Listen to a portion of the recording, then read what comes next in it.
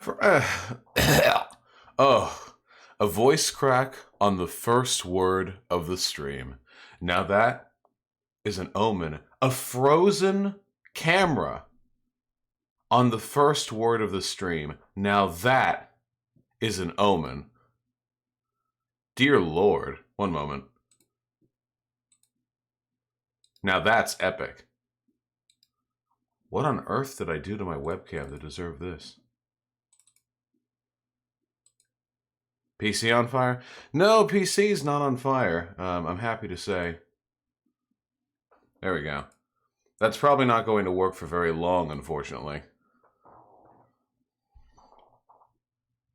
Professional streamer. Anyway, I'm waiting on the Zoom link right now from the people that I'm going to be speaking to. Your computer's been fucking up a lot the past few days. Yeah, it's really weird. Why the early stream? It conforms to their schedule. Hold on, let me join the Zoom thing. There we go.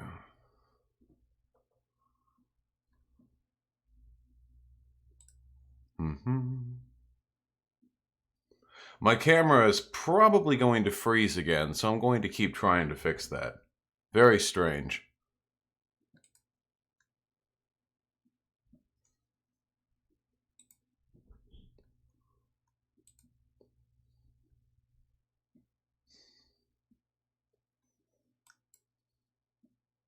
State.tv.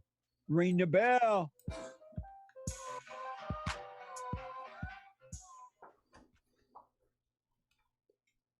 True. 1, 2, 3, 4. Oh, it's the Hake Report. The Hake Report. La la la. Oh, it's the Hake Report. The Hake Report. La la la. Hey guys. Oh, it's the Hake Report. The Hake Report. La la la. Oh, it's the Hake Report. The Hake Report. La la la. So, what's up, guys? I am James Hake. This is the Hake Report live in hour 4 of the Jesse Lee Peterson show stream on YouTube, D Live. Shout out, guys. Mixer and Periscope. Thank you, guys. And I do have a guest coming up for you. I'm going to announce it. But first, let me get this out of the way. Make sure that you guys catch it. Church with Jesse Lee Peterson is Sunday, 11 a.m. U.S. Pacific Standard Time here at Bond in Los Angeles. Our current location, we are going to be moving soon. It's undecided where and where, but we will keep you updated on that. 11 a.m. Pacific, 2 p.m. Eastern. rebuildingtheman.com/church. Make sure you subscribe to Bond Rebuilding the Man YouTube channel on Jesse Lee Peterson's YouTube. He has 3 different YouTube channels. They're awesome. So I want to get right into this. I have a guest for a little bit here. Vosh or Vaush. I think it's Vosh. You nailed it in one, Vosh. Actually, let me get his turn on his mic for me. Is it Vosh? It's Vosh. You nailed it. Nice. You know, I learned that from Jesse, actually, because I was pronouncing it Vaush. Jesse is a wise man, and we all benefit from his wisdom. You know, that's true. And I am pleased to know that you're wearing a t-shirt, because I always get reamed for wearing t-shirts. And I saw an interview that you did with somebody else, and you were wearing like a suit and tie. I'm like, dang, I'm going to be underdressed tomorrow. Nah, that's only for special occasions, friend. Right on. Most of the time, listen, keeping it casual, it's nice. We're deconstructing, hegemonic values of dress code in professional settings. We're doing our work, you know? Yeah, it's so white.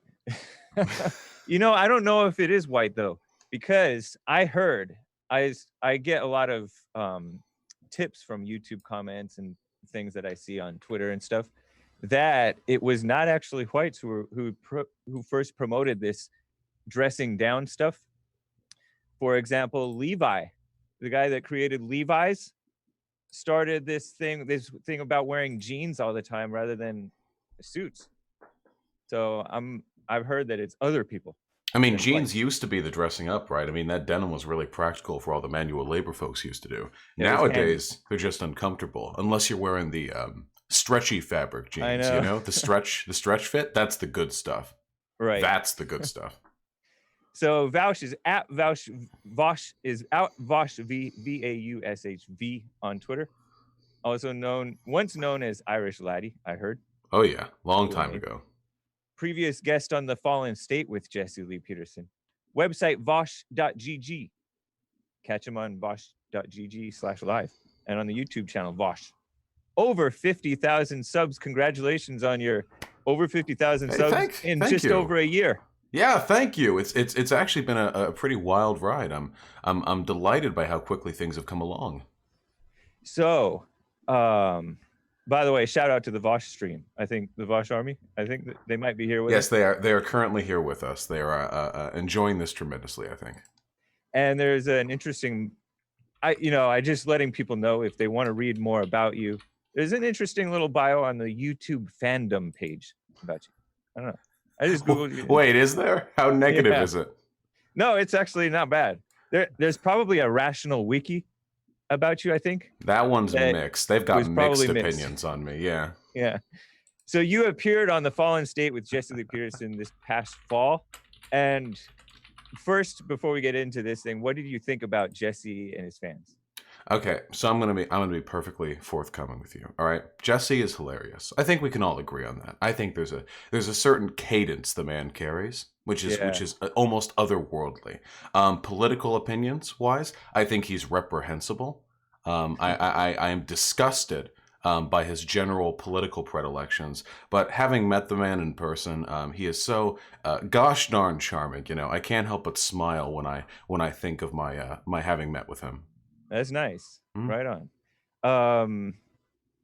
Let me ask, are you a genuine person? You consider yourself a genuine person? Yeah, I market myself and my authenticity, I think. I have very little filter, which is one of the reasons I get in trouble so often. Yeah, I would like to think like pretty much everything I say is guaranteed to be like stream of consciousness, what I believe in that moment. And then are you a passionate person? Yeah, oh yeah, definitely. I can sell that one easy, yeah. Can you be both genuine and passionate?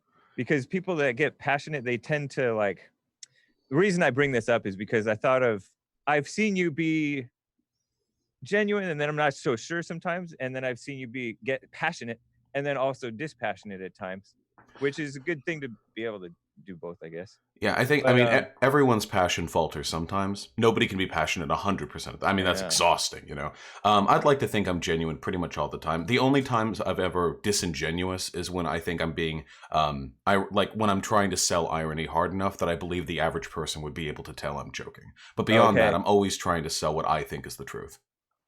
The other reason I brought this up is because when I was thinking about the question, like, is it possible to be genuine and passionate, is because I grew up Christian. I don't know if you did. I know you're atheist now. Agnostic. Wow.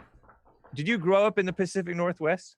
No. I grew up in California. Actually, both of my parents were raised Catholic before they eventually became atheist as well. So I'm one generation removed from a religious upbringing.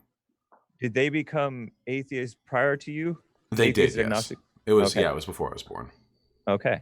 Interesting, man. Yeah, there are I know a lot of friends Hispanic friends, especially around here, who consider themselves recovering Catholics, meaning that they're basically they didn't like the guilt.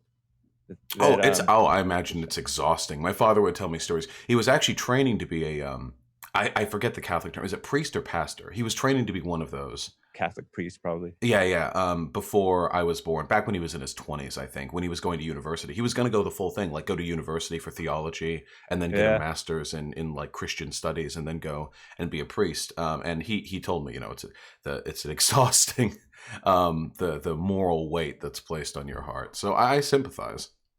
You know, there's a guy, a liberal, who appears on, I'm blanking on his name. He appears on Mar a lot.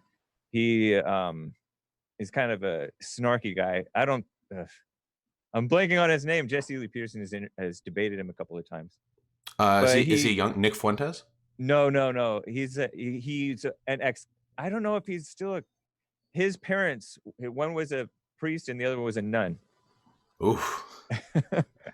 Anyways. Wait, nuns can't marry. Former nun? Yeah, I guess they repented of being priests and nuns. Oh, well, Or okay. I recanted. mean, getting the the whole life experience in, I guess. But part of like why I asked about genuine versus passionate is there was a guy who was with Jesus, Saint Peter. Yeah. Or he wasn't saint back then. Mhm. He was a very passionate follower of Jesus, and he was like, I will stand with you, whatever. And then, but there was something genuine in him, even though he was passionate. Mhm. But he was like, I'll stand with you. And Jesus like, you're going to deny me 3 times before the cock crows. And then like Peter's like, I don't know the man, when they cornered him and they were about to crucify Jesus. So it was just interesting question to me. No, of course. And really, I think what matters ultimately is what you're passionate about. Because some people are passionate about a cause. Some people are passionate like about a person or defending themselves. Some people are very self-interested in that sense.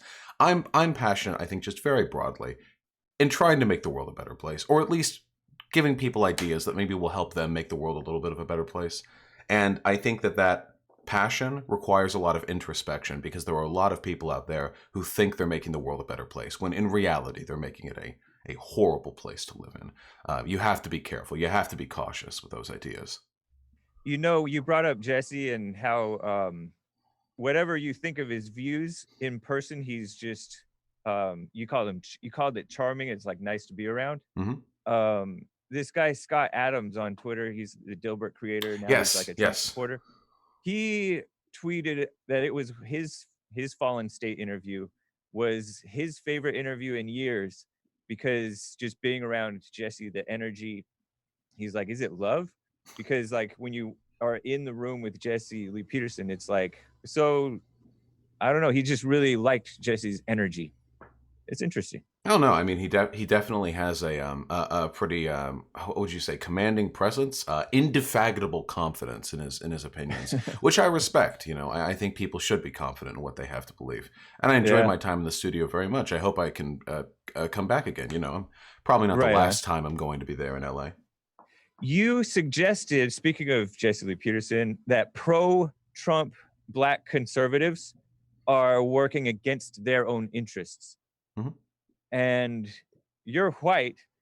Most whites believe that conservatism and nationalism are for white interests. So aren't you, as a white, you're kind of liberal, right?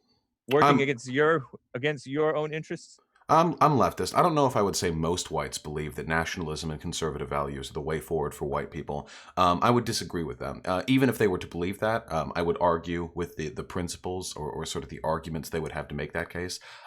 Whether or not whites believe that is immaterial to whether or not that's actually like factually the case. For example, there are Black conservatives who they'll come up to me and they'll be like, "I'm Black. Who are you to tell me about my Black experience? I say conservatism is the way forward." And nah. I strongly disagree. And I'll say that to their face, too. I want good, solid arguments, not just people's general predilections. And I think that conservatism hurts everyone, not just, non-white people. So, but Blacks have gotten worse over time since they've gone more and more towards the socialism thing. They've gone, I don't know, they're just more unhappy than ever. Have we gone towards socialism? Yeah, definitely. Especially the Blacks. They have that socialist mindset. I don't know if I agree with that. I don't know if the Black people are any closer to collective means of production, ownership of the means of production than they were 50, 60 years ago. I would say that the Black situation has gotten worse since the abolition of Jim Crow laws, but that's not because they were abolished. That's because other institutional obstacles were introduced in between now and then, ways of discriminating against them without having it on the books. Interesting, man. I don't know. I don't see it as, when I say socialism, I mean that they believe in that socialism stuff. They fall for the Bernie Sanders, Barack Obama, and all that mess, where it's just about getting taken care of, or taking care of the poor, which is female-minded thinking. They don't really think like logical men. It's like you guys, the leftists, Mhm. want to take care of everybody like you're their mother. Like you want to take their guns, or at least like have stuff in place to protect them from their guns and stuff like that. It's so Um, messy. so a few points in this. Taking care of the poor is a Christ-like mentality. If you believe it's womanly, then that's a tremendous compliment to women. I consider myself, whenever I'm advocating for the poor, very very Christ-like in that sense, and I think my areligiosity doesn't come in between me and my principles in that respect. Secondly. I should say I am very pro gun ownership, and when I speak of socialism, I don't talk about the government taking care of anybody. When I talk about socialism, I'm talking about giving people the tools to stand up for themselves and live honest, decent, respectable lives where their hard work begets them the fruits of their labor. Not some nanny state, not some corporate welfare. And likewise, Obama was not a socialist. Obama was a milquetoast centrist neoliberal who didn't He really had to do anything. pretend to be that. He had to pretend to be that. He didn't advocate for any socialism. I mean, Obamacare was the only radical piece of legislation he got around, and that was a Heritage Foundation plan. That was drafted by conservatives. That's a shame. If he was a If true. socialist, he did a terrible job of it. So, anyways, let's jump forward. Your very first video on your channel, Enlightened Centrism with spaces between every letter. That you suggested that centrism, is this true? Because I read this right, is an effective form of stopping Nazism. Nazism, is that true? Or No, did YouTube fandom get that wrong? I think that centrism is an ineffective way of stopping Nazism. In fact, I believe centrist viewpoints are often a way of abetting and enabling neo-Nazi perspectives. Okay, interesting. Yeah, okay, so that must be all right, because a lot of people call, the liberal media, right? They call people like Ben Shapiro alt-right sometimes. They slip and call Ben Shapiro alt-right because he's like a gateway to actual conservatism. I mean, I'd say he is like actual conservatism. I don't think he's alt-right. Alt-right basically means neo-Nazi. When people say like alt-right, we mean like far-right fascist nationalist or white nationalist, Jewish question, the whole 9 yards. Ben Shapiro obviously doesn't believe in the Jewish question. He's a Zionist and he's pro-Israel, and he himself is a Jew. There have been Jewish Nazis, but they're not as common, of course. I don't think that he's alt-right. I just think that he's a fascist. I'm not settled on Reverend Peterson. He might be alt-right. It's a little difficult to suss out his opinions sometimes when it comes to that stuff, because he's very pronounced sometimes with his beliefs. I think it's important to maintain that distinction, though, because the difference rhetorically between a fascist and a neo-Nazi is pretty significant. Okay, what is a fascist? A fascist, because it's like a politically incoherent, like fascism isn't like socialism. Socialism was brought in the books before it was ever brought to power.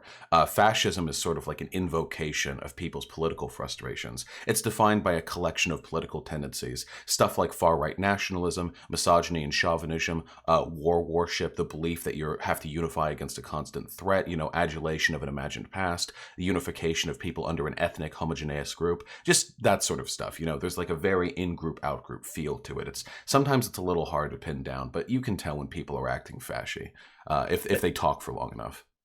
Oh, I heard that you called, correct me if I'm lying, PragerU and Turning Point fasci organizations. Oh yeah, 100%. Yeah, easily. More so PragerU than Turning Point. Turning Point still pays lip service to libertarianism, which is in its roots, but PragerU is 100% fascist propaganda. Yeah, easily.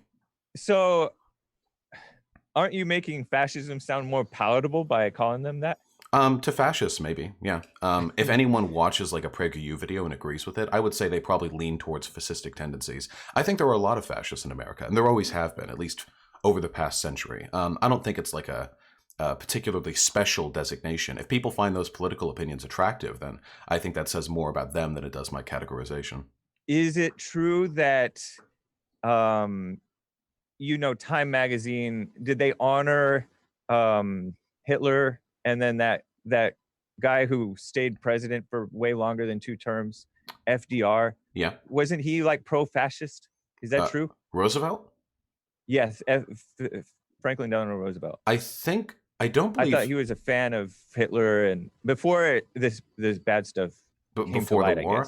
I guess. There are okay. If that's the case, I'm not familiar with it. I know that Roosevelt was a capitalist, which is also not great. I don't know if he was ardently in favor of fascism. I thought he was rather left leaning, as presidents went at the time. If that's the case, though, I'm not familiar. I'd need to look it up to clarify. All right.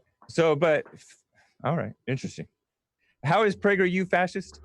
I mean, the best example I can give is the last video they put, not the last, it was one of the last videos they put out on the Enlightenment. They actively rejected Enlightenment principles of reason, egalitarianism, democracy.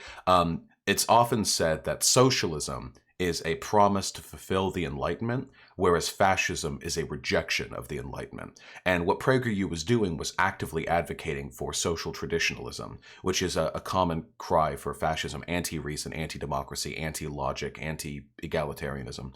That's a pretty easy call right there. Dennis Prager has written articles on why spousal rape shouldn't be illegal.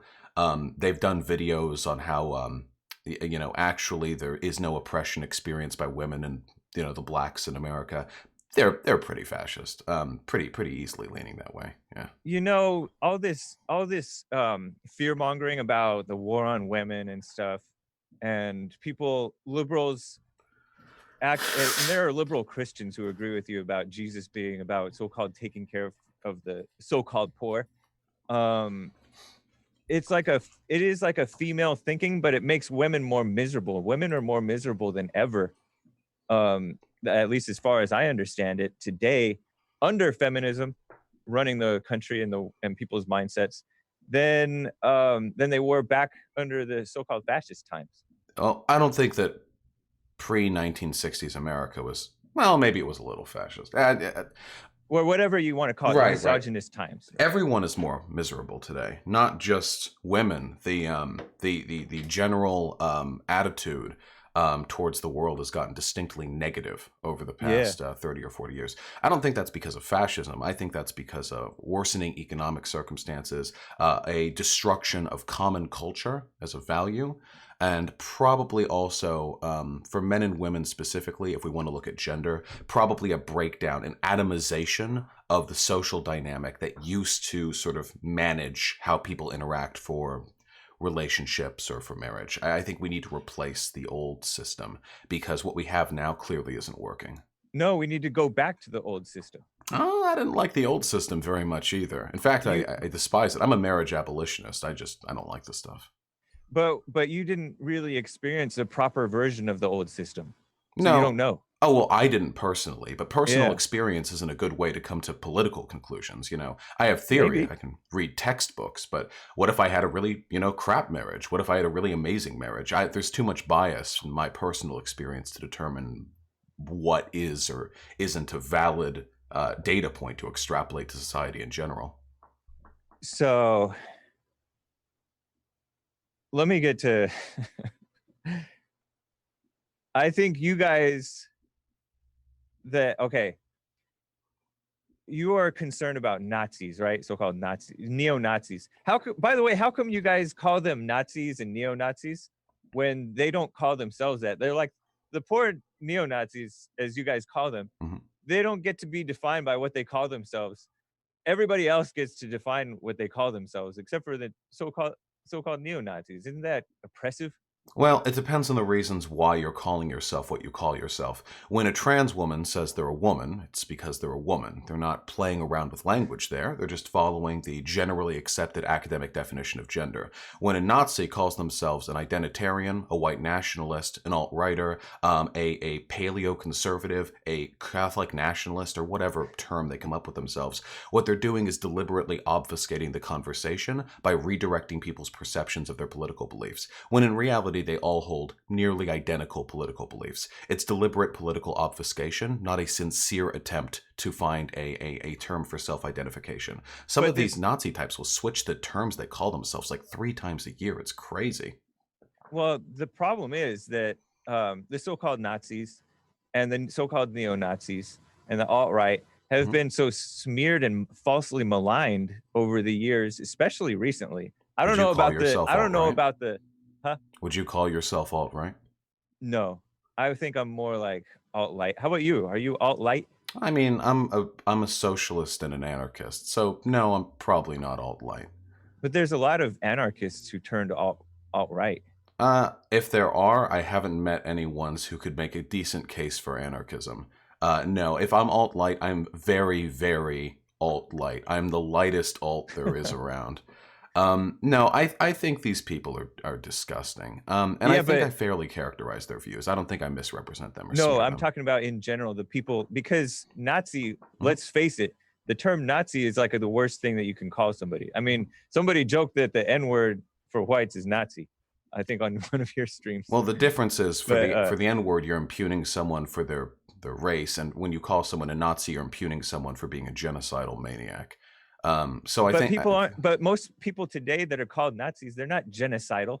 Well, they're not for... that's what the Nazis said too. What you have to do, you can't just take them at their face. Well, you can't take them at their face value. What you have to do is look at their policies and the practical implications. So, for example, if you believe in a white ethno-state, for example, if you want a white America, you can do two things with this. You can either kick all the non-white people out, or at least a significant majority of them, or you can place eugenics policies on them to prevent them from breeding, so whites eventually outbreed them. Both of these meet the technical qualifications for genocide. There's no other way to bring about a white ethno-state. But I haven't heard most of these guys advocating for kicking these people out, or for or birth control or whatever. In fact, that's what the globalists want to do. What the do people that globalists so-called fight against Nazis, they advocate for abortion like crazy. Yeah, abortion as a free choice. Homosexuality and all that madness. Abortion is a free choice, not abortion being... Only for the woman. Abortion is a free... Only for the woman. Well, only for the person with the baby, yes. And that's evil. You can think that, yeah. No, there's a pretty... It's not just thinking. Just to is evil. Clarify, there's a pretty big difference between promoting the availability of abortion if you want to have it, and forcing abortions on an ethnic community to keep them from nobody breeding. is advocating for that. Not one of these people want that. I have argued with those people who want that. Name one of them for me. Name one. Like, of the random people I talk to, or the name like big a leader. Political figures. Name like a leader. Oh, yeah. I guess Nick Fuentes would be a good example. He wouldn't be for that. He's Catholic. He's pro-life. Are we? Okay, so he would just kill them or kick them out if he's not interested. He wouldn't be for that. You're making up what he's about. That's evil. No, so I think, and here's my concern, and this is the concern I reach when I talk about these positions. It's that they will go on and on talking about prescriptive positions like we need a white America, America's for whites, China for Chinese people, Africa for Africans, so on and so forth. They'll talk about how blacks are lower IQ and how race mixing is degenerate, and how like white women are being raped by the black males and what have you. And they'll talk about it like we're at war. A lot of them believe the Jews are orchestrating this war. And then they say, and you go into their forums, race war now, gas the kikes, kick these people out, white America now. And you think, what exactly are these people going to do if they take power? Are they going to passively and calmly pass policies to slightly adjust cultural values in this country? No.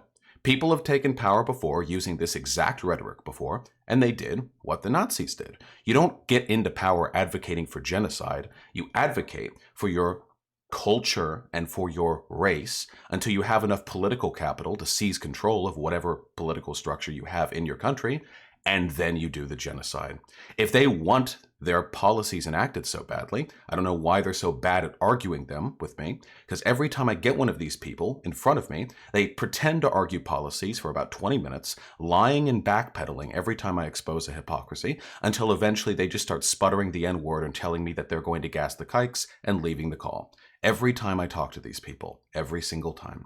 So if I have an uncharitable opinion of their views, it is only because I have seen nothing but pathetic, degenerate, abject immorality from them every time I engage. Again, just my experience and everything I've seen of them and all the research that corresponds to them. But you're not a good judge of immorality. And you just didn't give me any evidence that these guys would be actually for that. Uh, You just speculated about, oh, because of these guys supposedly did this back then, that's what these guys are going to do now. it is Yes, not. there are a whole lot of evil. I'll admit there's a whole lot of evil people in the alt-right that are angry, and then they may come up with bad solutions like what you're describing. But I have not seen evidence of that. And yes, you can see the gas the kikes stuff, which is, I don't know. I see it sometimes as trolling, and sometimes they're just evil, angry people. They're overreacting to the attack on whites. Well, then they are free to come and argue with me, because every single time I engage with these people, it reduces down to genocide ad nauseum every single time. And it is not the prerogative of wise people to argue positions when your standard for evidence is a Nazi saying, actually, no, I wouldn't do a genocide, which is also what they did in Germany. We have to be a little bit more skeptical when we analyze their positions and the consequences of their positions than just listening to their word on it, because they have been known to lie. Look at Richard Spencer, for Just example. like everybody else, just like your side, just like the so-called centrists, like you. I mean, we both. Oh, hate the centrists, centrists absolutely lie, but no. In my case, at least specifically, I'm very forthcoming with every position that I have. I know, but you just came up with something that's totally not true. You suggested that Nick Fuentes is for a genocide that he's not for. Is Nick Fuentes for assuming. a white ethno-state? Your ASSUME, no, skip the E, right?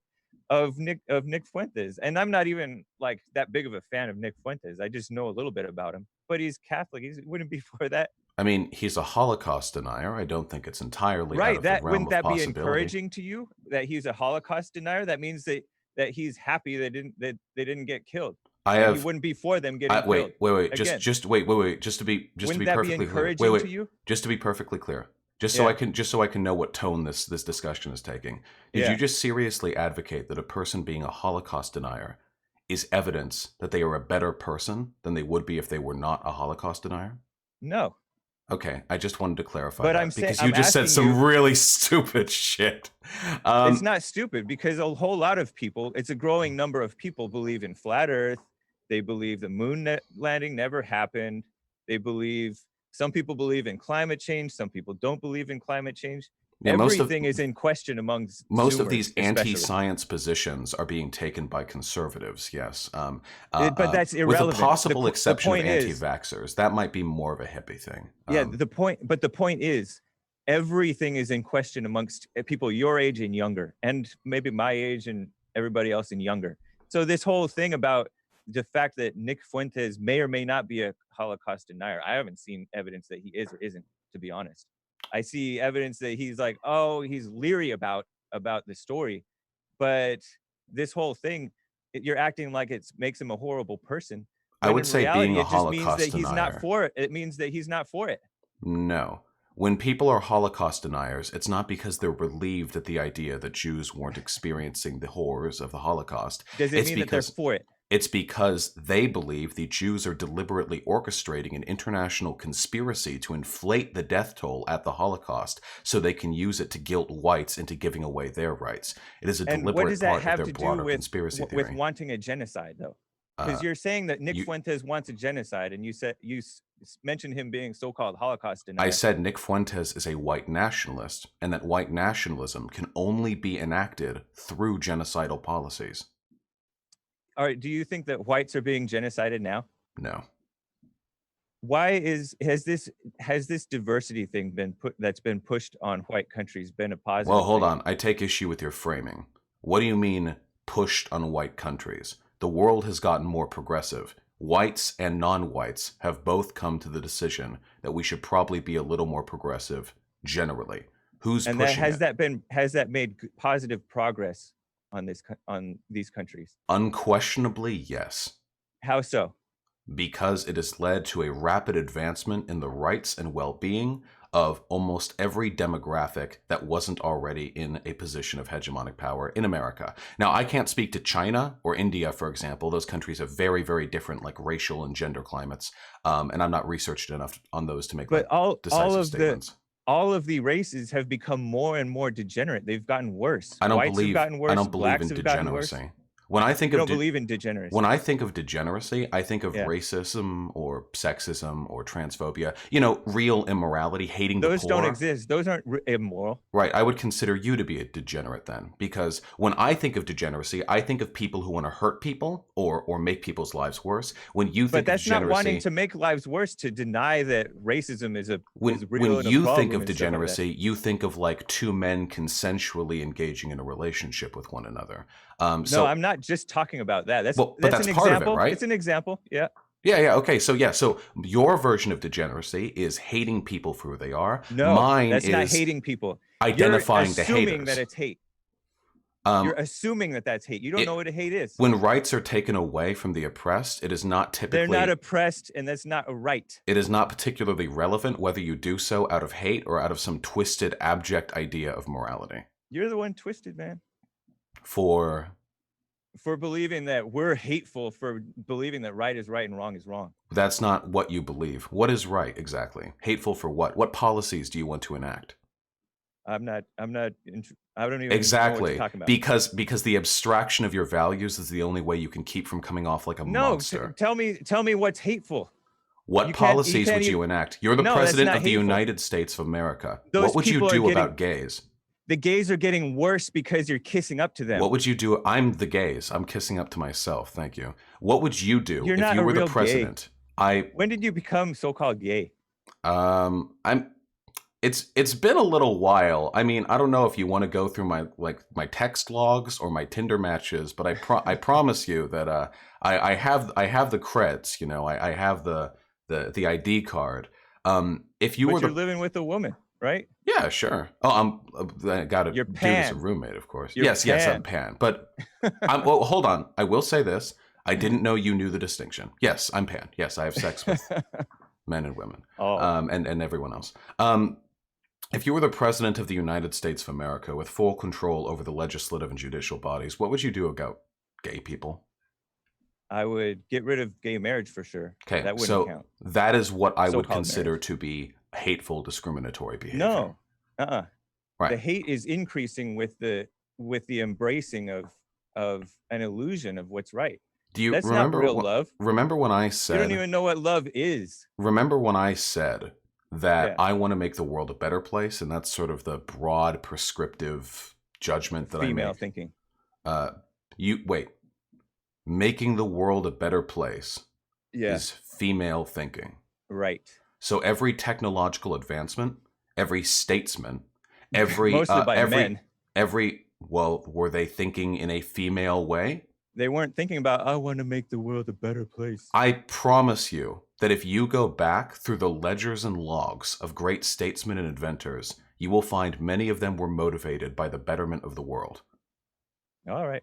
Let me get to a call. I have a call. Are you unironically advocating for keeping the world as it is or making it worse? Like just as a prescriptive judgment? I'm for doing what's right, not for this. Is it fake, right to make the world I want to kiss worse? up to the gays because they want to act like they want to get married when they actually don't. You're for the abolition of marriage. Well, that's female thinking of you because you want to make the world better by getting rid of gays. No, doing what's right. Doing what's right is, I mean, Isn't it making the world better to do what's right? Yet. Let me get to Is a full-on man someone who just wants to burn the world? I don't understand. Yeah, get the call. Sorry. All right. Will out of California. Will, how are you? Hey, how's it going, James? Going fine. I forgot. I'm sorry. I Vosh. tuned in kind of late. I didn't catch His name is Vosh. Name. Vosh. Vosh? Yeah. Howdy. Oh, hey, how's it going, Vosh? How you doing? I'm doing great. How about you? I'm doing all right. You said a couple of things about the America First coalition, and I believe a couple of them are categorically false. You said that white nationalists are for a white ethno-state in the America First movement. Is that what I heard correctly? I would love to hear my 87th of this week definition of what white nationalists want. Yeah, go for it. What do you specifically? That's I understand what white nationalists want, but you're claiming that, say, like a guy like Nick Fuentes is a white nationalist? Well, Nick Fuentes used to openly advocate for it, but when his channel got bigger, he started saying he was actually for like white identitarianism, and then he would go for like neighborhood ethno-states, where he believes that people have the right of free association to live exclusively in white He was neighborhoods. also 17, 18, Right. 19. Yeah, he's backed off his earlier positions because he knows that if he expressed his true positions, he would get axed off YouTube But faster. you're assuming Well, that you act like you're a mind reader. Anyway, go, Will. Sorry. Well, the understanding that I got from it is if you look at the first census that was taken in this country in 1790, it'll show that the country was 75% white, 25% black. And that is what this America First Coalition is talking about. We're talking about coming back to that ethnic identity. And it's not a white identity. The black people were here for the same amount of time, too. Yeah, So this is an ethno-state. You're describing creating a state that has an ethnic requirement. That's what these other people are doing, the ones that No, are it's trying not to bring diversity necessarily- in it's here. It's not necessarily Forced diversity on the basing it off ethnic lines.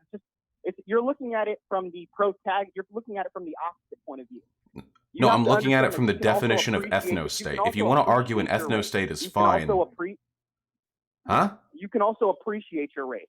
You can also appreciate your I don't heritage. care about people's your race. I care about their personality, I culture, know, their but some moral people do. righteousness. You know, I don't care about certain things that you care about. And I'm not here saying, oh, you can't do this, you can't do this. And that's where You can make arguments for me to care about them, though. You're making comparisons to Hitler. We don't want to enforce anything on you. Okay, so wait, really quickly. Wait, I have a question for you. Okay, so acknowledging the fact that a 75% white, 25% black America, if we were to specifically pursue such a thing, would by definition be an ethno-state because you are creating a state which has an ethnic requirement. You're creating a state by ethnicity. Wait, please! I can't argue the definition of ethnicity. If you don't know the definition, that's fine. I'm not here to educate you. I'm not your teacher. But I do have a question for you. I am here to learn from you, Sensei. And my question is, how exactly would you create such a state without using genocidal violence? I'm telling you, we're not trying to. You have to continue to put words into our mouth. So you don't want what you want? To create that kind of a state. That's unrealistic. We're not. We're speaking. We're in the pragmatic. Then what do you want? What pragmatic policies? We're talking about all these utopian principles, these utopian ideas that aren't going to happen. I haven't said anything utopian. Please, what policies would you enact? Your whole life, everything. Oh, you're a leftist, right? Every policy that I discuss is empirically, verifiably functional. I'm happy to discuss each and every one of you. I don't engage in utopianism anywhere in my channel. What policies would you want to enact? I don't know you personally, so maybe that was a little forward. No, it's okay. What policies? What policies? I don't know. I told you I don't listen to you. I don't know what policies. No, what policies would you enact? Are you a left? Are you a left-leaning person? Will, real quick. I'll give you 30 seconds. What do you want? As like to create your America, what would you do? Yeah. Well, if you look at the black population, we've been here for about no. Say what you want. Say what you want to happen. Right. I want people to appreciate where they came from, understand where they came from, and know where they came from. What their policies? Their traditions, their lineage. I don't want people to lose. So you don't want any policies. You have no political ambitions for the America First movement whatsoever. There's absolutely no interest whatsoever in affecting the political decisions made by the leaders of this country. Well, yeah. What do you mean? Why? Oh my God! Every time I talk with these people, what policies? You can't express what policies because there's no way to do it without advocating for genocide. There's no way to deport these people. No. Okay. Well, thanks, man. I love you. You know I love you, right? I love you, man. Hey, peace, homie, respect, real, recognize real. That's every conversation I have with these people, by the way. They can't discuss policies. They're too cowardly because they know to do so, they would have to trip over some, Geneva Convention problems. I know a lot of them think that America is gone because they think it's too late for whites to keep a majority of their country. They're not making enough babies and stuff. Why would I care about whites keeping a majority of this country? Well, that's what they care about. True. That is true. They do care about that. And the reason they care about it is because whites, I mean, I can understand why they think about it, because whites are the main demographic that as a majority, a slight majority, votes for sanity. The rest of everybody else votes for liberalism. I mean, not the rest. Do you think a huge majority, everybody else votes for liberalism? That's actually, unironically, one of the reasons why I value diversity, because the more racial diversity there is in this country, the less likely we are to become a fascist ethno-state. It's almost like a wall. Most No, people are democracy. anti-justice. Democracy accounts They're for for the themselves. values and the votes of everyone in this country. The non-whites in this country vote for everyone. The whites have a tendency to vote just for whites. It's very immoral. It's the opposite, man. Very un-Christ-like, I have to say. You don't know Christ. Oh, I know Christ. I mean, right. you're the one who characterized him as maybe allegedly being pro-poor. I'm pretty sure I'm in line with Christ's values on this one. I know, but Pro-immigrant. there's nobody poor in this country. Anyway, let me get to Gus out of Pennsylvania. We have a ton of questions, and I want to get to the incel question for you too. I love Gus incels. out of Pennsylvania. Yes. Go for it. Yes. I want to speak to the Keep it man clean for me, that claims Gus. to be a homosexual. Yeah, what's up? Okay. I claim I live it. I live the life, comrade. What's up? Hey, Gus, keep it Well, clean let for me me. tell you something, sir. You cannot be claiming to be a politician, or you can't even claim to be anything because you're a lunatic. There is no way that a human adult male is going to walk around with that type of behavior, messing around with species. Every time that's too much for me, you have Gus. to point that behavior. But I appreciate it. Is that hey? That's too real for me. I just want to say I can wait. I can keep it clean. I can keep it clean. I just want to say I can just want to say one thing. I'm not finished, man. Oh, jeez, you're right. I'm sorry. It was rude of me. Real fast, Gus. No person should be taken literal unless you're taking this male here because he's a lunatic. Only a lunatic would be messing with fecal matter on a regular basis with regular partners. I gotta go. He's fixing. Wait, can I say one thing to him? If he can. Yeah, okay. I just want to say. I don't know why you're super insecure about like the butt stuff, but I just want to say I love you, and a good America is one in which you and I are both happy and healthy. Okay, I advocate for your rights, no matter how weird you are about what I choose to do privately in the company of my friends. It's not a choice, Gus. Thank you, man. Appreciate it. Let me get to Jesse out of Texas. You know, straight people also have anal sex. I don't. Okay. Hey, what's up, boss? What's up, Yo. Hey, speak up close to your phone. Yes, sir. Well, I really don't know much about Bosch. That's all right. To be trying to debate him and all that stuff. What I do want to comment is I'm not a Bosch fan. I've never seen any of his content except the Nick Fuentes video. Bosch, that was a great video because Nick Fuentes is, in fact, a hypocrite. No straight man spends as much time hanging out and defending someone like the Catboy Lollysock guy. So everybody on the Nick Fuentes train, you're following a hypocrite. You're following somebody similar to Bosch's lifestyle, except that person does it in secret because there are pictures. Jesse, that's messed up that you're like gossiping about this guy. I just want to wait. Can we agree on one thing? I agree. It's wrong that it's about his sexuality. That's wrong. I'm gonna put you on hold, Jesse. I'm gonna put you on hold. You need to expose the snake. No. I'm putting Jesse on hold. Respond to him. No, I just want to say I agree that it is hypocritical. And I think that it is important for us to point this out so that Nick Fuentes can be honest and open with his identity, and we can drop this nonsense homophobia that has claimed the minds of the degenerate right, so that we can all unite and live how we want to live and love who we want to love. That is what I believe in. Appreciate it, Jesse. Thank you, man. Take care. You know, I'm not into whatever you guys are talking about. I don't know what you're talking about. Oh, it's just a funny little piece of drama. There is one thing I want to say, and I think it harkens a little bit to my earlier point. It's that no matter what you believe in, there are certain inexorable truths about humans, and one of them is that some of us are just gay. And what really sucks is when you're a Nazi and it turns out, whoops, looks like I'm into dudes a little bit. And what I want is for that to be a wake-up moment for that person to think, oh my God, I thought that homosexuals were degenerates and destroying this country, but I'm one of them, and I disagree with everything about them. Maybe this is just part of life. It doesn't hurt anyone. That's the goal. I know it's never going to work, but I can dream that crazy dream, you know? Right, yeah. Degeneracy affects all people, and everybody has to get over it. If you can empirically... Bo out of... Yeah. Okay, respond to that. If you can empirically describe to me how the existence of gay people hurts everyone, because I am deep in the literature on this, and I don't know if that's a convo you want to get into. When I talk about degeneracy, I'm talking about all kinds of immorality. I'll defend trans people, gay people.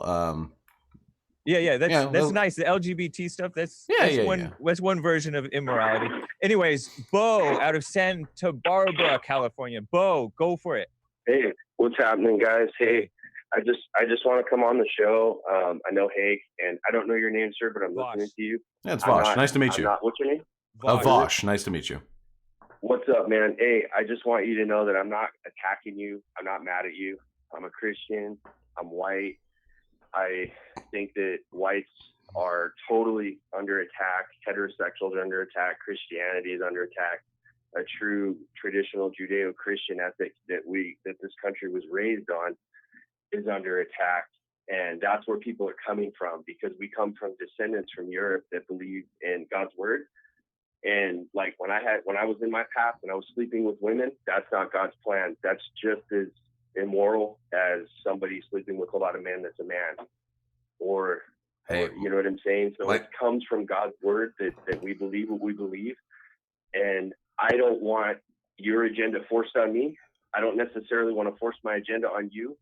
And I just want a peaceful separation like this. I don't want someone coming into the schools telling the kids that it's okay to have a surgery, or there's many different genders, because brother, the generation I grew up in, there was man and woman. And somebody came in and said that there's all kinds of different things. And I'm just like, what is going on here? So the problem is when you take away man and woman in God's design, it decays society, and it's over generations. And it doesn't matter if it's gay or you're just like married and sleeping with 5 women and you have a family. That'll do the family just as much damage as being gay, because it's outside of God's plan. It's not what God wants. So what's happening is that Christian ethics that a lot of us were raised on, even though we're all sinners, it's being taken from us aggressively. And it's like people are literally getting ready for civil war right now. You know, like 2 weeks ago, it was Trump's going to be impeached. We're going to lose our president. And then he vaporized someone in Iran. And I had to step away from the news. I was like, this is too much. This battlefield is too big for my head. I'm just a kid that's trying to live right. And you look at the media and it's evil. People are just going at it with each other. And I'm looking at pre-Civil War America, pre-World War II. Let me get I'm Bosch. like, wow. Bo, let me get Bosch's response for this. Yeah, I just want you to know that I love you, dude, but this is where I'm coming from. Hey, listen, I love you too, and I respect your Volcel pledge with regards to women and sexuality or what have you. I disagree with literally everything you believe in. I'm obviously not religious. I believe it. I know because. But I just want you to know, like, my politics also come from a place of compassion. It's true, things are changing rapidly, and sometimes that change leaves a lot of people feeling like they're in the dust. Sometimes it actually does leave them in the dust. I mean, the obvious example is the Rust Belt workers in this country, but I can understand how men or white folk or straight people sometimes feel like, oh my God, like you take a look at what's going on in schools these days, what's what educational professionals are teaching. They'd be pulled. They wouldn't be at public school at all. Yeah, but things being different doesn't mean those things are bad or wrong. In this case, very often it means they're good. And while change is often scary and sometimes damaging. I see your point, and the reason I disagree is because the Bible says very clearly, if you step outside of these rules, there's going to be consequences. And that's not me threatening you. That's just me learning my lessons with God, and I'm repeating it to you so that you don't make the mistakes I made. I mean, I can't. Find you, dude. Far be it for me to argue with God, you know. If I ever convert, really I'll keep it in mind. Bo, thanks, man. Hey, man, I love you guys. Best of luck. Take care. I love you. That guy was nice. You know, he was on the Fallen State as well. In person, or he called in the radio show? He was on the Fallen State, the sit-down interview show that you were on, where he showed up in person with another guy. Gotcha. Oh, I'm sorry, really quickly. Your audio is really quiet for some reason, all of a sudden. Okay. Can you hear me? Yeah, I can hear you. It just turned down a lot. Here, I can up it on my end. All right, let me get to this. Let me get to some callers. Oh, man, I want to get to the incel thing. Kevin out of Connecticut. Oh. Go for it. Hey, I would like to ask your interviewer, what is his definition of fascism? Yeah, okay, so here, man said it better than I could. So my definition of fascism You're saying Bo described it better than you could? No, Umberto Eco did, actually. Oh, okay. Umberto Eco and his 14 points on fascism, fascism, are where I derive my definition of fascism. I think they're incredibly descriptive. I think they're very powerful. He was one of the best writers. Now, but my question to you is, the person that you're getting your information from, is he a communist too, or no? He's definitely left-leaning. If you'd like, we could sometime on stream. I don't know if you watch my stuff. No, I We don't. could- I don't really bother with social media with all that propaganda because they're just basically one-sided on there. My question to you is, what is your? I'm not talking about people's definitions or anything. I'm talking about what is your personal definition of fascism. I don't need anyone else's opinion or anything. I want your definition. No one else. You described it pretty well earlier in the show. Yeah. Okay. So my definition is derivative of Umberto Eco's. But if I had to be very reductive, I would say that fascism is a hyper-traditionalist, ethno-national movement dedicated to anti-intellectualism, chauvinism, promotion of warfare, and deliberate irrationality in the service of uniting your people against an imagined common threat to the ends of meeting the needs of some imagined past identity. So you can go for Trump's America, for example. Trump, very militaristic, very much so. The imagined past, we have the Make America Great Again. We've got like the 1950s America that everyone looks up to. The deliberate irrationality. I mean, Trump is obviously not a particularly well-educated man. His cult of fan base is not very, how do you say, so articulate. Trump is an example of fascism. Yes. Trump would be more fascistic than most American leaders, but it's a scale. It's not like a yes, no. It's a scale in either direction. Anything else, Kevin? So what you're saying is you're basing your definition off all this propaganda that you're spilling out of your mouth. If you're saying that you love people and you care for them, right?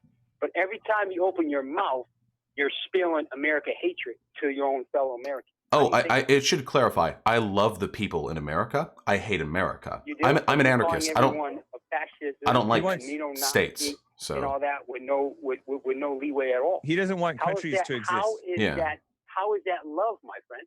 Well, I love the people, not the countries. Countries are cold, unthinking, unfeeling political machinations. I love people. I love you. You're a person. You're not a machine, my friend. You love white people? Yeah, I love all people. Of course I love white people. I love white people. I love men. I love straight people. I love cisgender people. I love all people. And I do not advocate for minorities to the detriment of the majority. Some people think I do. I've yet to hear a good argument. All right, Kevin, appreciate it. I have to keep it going. Jack out of New York. Go for it, Jack. Jack. Let me get to Jason out of Dallas. Jason. My man, for it. Jason. Yeah. Hey, how you doing, Bosch? Hey. I'm not really familiar with your content, but one of the reasons I disagree with homosexuality being everywhere and everything else related with homosexuality is because there's a lot of stats that a lot of homosexuals, the majority of them, have been victims of sexual abuse as a child, and therefore it causes a lot of confusion, which is why you got all these genders and you have all these different sexualities. My question for you, Bosch, is were you sexually abused? With all due respect. And I asked it with all due respect. You don't have to answer that, Bosch. No, it's okay. It's actually an amusing story. There was one moment in my life where somebody came close to sexually abusing me as a kid. It was like a neighbor's friend or whatever. But my big brain Vosh, I fought him. And turned it very much into an assault. I was doing the assault, in fact. No, I have never been the victim of sexual assault. Luckily enough, it's a tragic thing. It happens to a lot of people. I will say this, though. While it is undeniable that many people who are gay or transgender were abused as children, I don't think that necessarily causes it. The psychosocial research is very, very complicated. I'm not educated enough to understand it. However, whether or not that is the case, these people now exist, and I believe that, as humans, they should be afforded the rights and the respect needed for them to live decent, dignified lives. Even if we assume that all trans and gay people were the product of sexual assault, which we know for a fact is not the case, I would still advocate for this. Dignity would be overcoming it. For you, perhaps. Let me get quickly to Nick out of New York City, and then I want to get your 30 seconds on the incels. Nick, go for it. Hey, how's it going? Hey, this is I'm actually a fan of Vosh's. Okay. I'm also ironically a Christian, so I'm kind of got my feet in both. Are you a pro-gay Christian? Pro gay. I don't want to get. I'd rather get to my All question. right. Go I for don't it. want to be the. Just yeah. curious. It's actually for you, Hank. Earlier, Vosh mentioned that like the struggle he has with people from Nick Fuentes kind of side of things is that they don't really talk a lot about policy. And so for you, Hank, I just wanted to ask, like, you know, if you were the president, what kind of like what would be some of the first things you would do beyond like making? I guess you said gay marriage illegal, like that you see as an ideal for America. And then I also just want to say, Vosh, big fan of you. You know, I appreciate also just JLP in general, honestly, because he's making such a great place to have open dialogue with totally different types of people. Thank you, Nick. Yeah, I'm a fan of you too. So to clarify, like, what would I do policy-wise? Well, yeah, you Vosh. I mean, I've watched your show. I mean, I watched it. So, like, yeah, I would actually love to hear an answer from both of you, so you can kind of, you know, discuss with Hake's viewers. But I'd love to hear from both of you. Like, what would you guys do? What are your priorities in terms of like actually changing America, and where you see it going in the future? Yeah, I can give my little 30 seconds. If I so okay, gotta. So we need to. If I'm leading America, America needs to be strong. There's no denying that. America needs to secure economic independence and the ability to control other governments through broad transnational trade agreements. However, we can do this while simultaneously ensuring a transition to the collectively owned democratic means of production model, encouraging co-ops, adding subsidies. As for progressive rights, there's absolutely no denying that we should be advocating for the introduction of legislation or even Bill of Rights amendments that would lead to the securing of rights for oppressed minorities and what have you. Reparations to build up infrastructurally the inner city communities. A path to citizenship for the 11 million illegal immigrants in this country right now. That would just 30. Be a start. Yeah, that would just be a start, but we're going to make America great again. Interesting. I would resign and let Trump run it because he's doing just pretty much come right. On, give me a real answer, man. I would close the borders, end immigration for a while if we can, and get rid of birth control.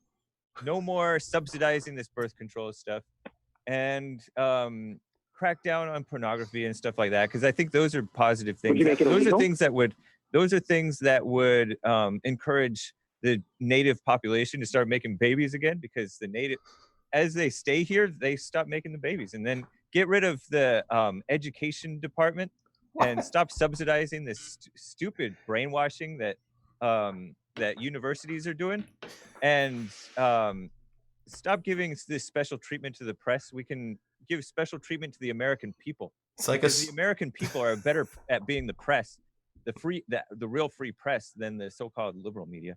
It's like a speed run to making America worse. No, it would be awesome.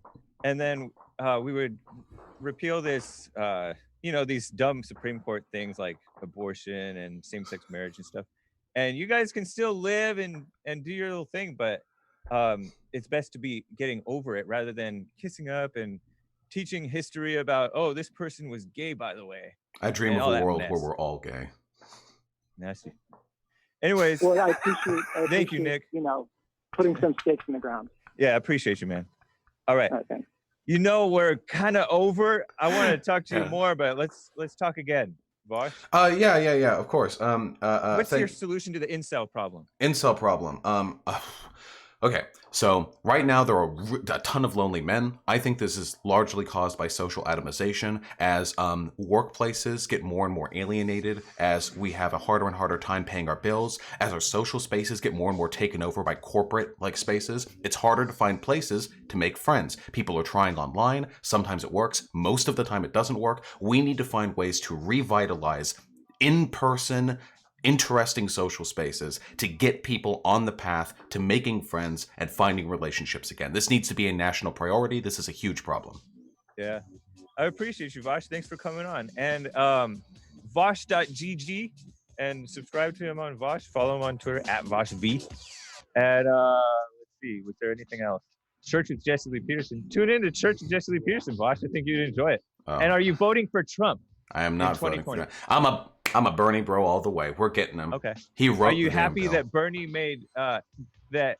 Are you happy that Elizabeth Warren and CNN made Elizabeth Warren look stupid? Yeah. Well, I mean, I'm disgusted by the whole affair. You talk about fake news network. Holy crap. No, that was disgusting. I want Bernie to be the primary candidate. I'm disgusted by Warren's behavior and CNN. All right, Bosh. Thank you, man. Appreciate you. Take care. Hey, have a good one. You as well. All right, guys. See you in church with Jesse Lee Peterson, rebuildingtheman.com/church. Bond Rebuilding the Man YouTube channel. It's an excellent channel. It's the best. All right, guys. Take care.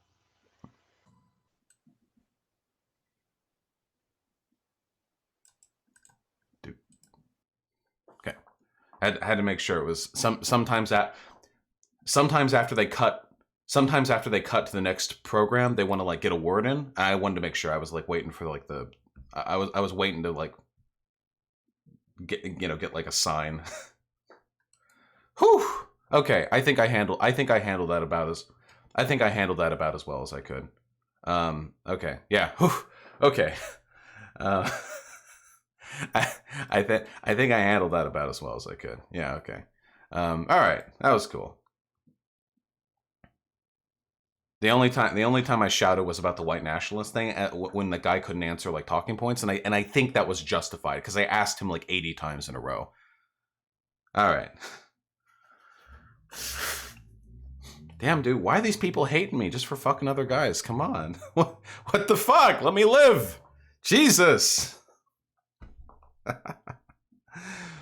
Oh man.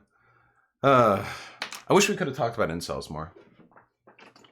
I like incel shit.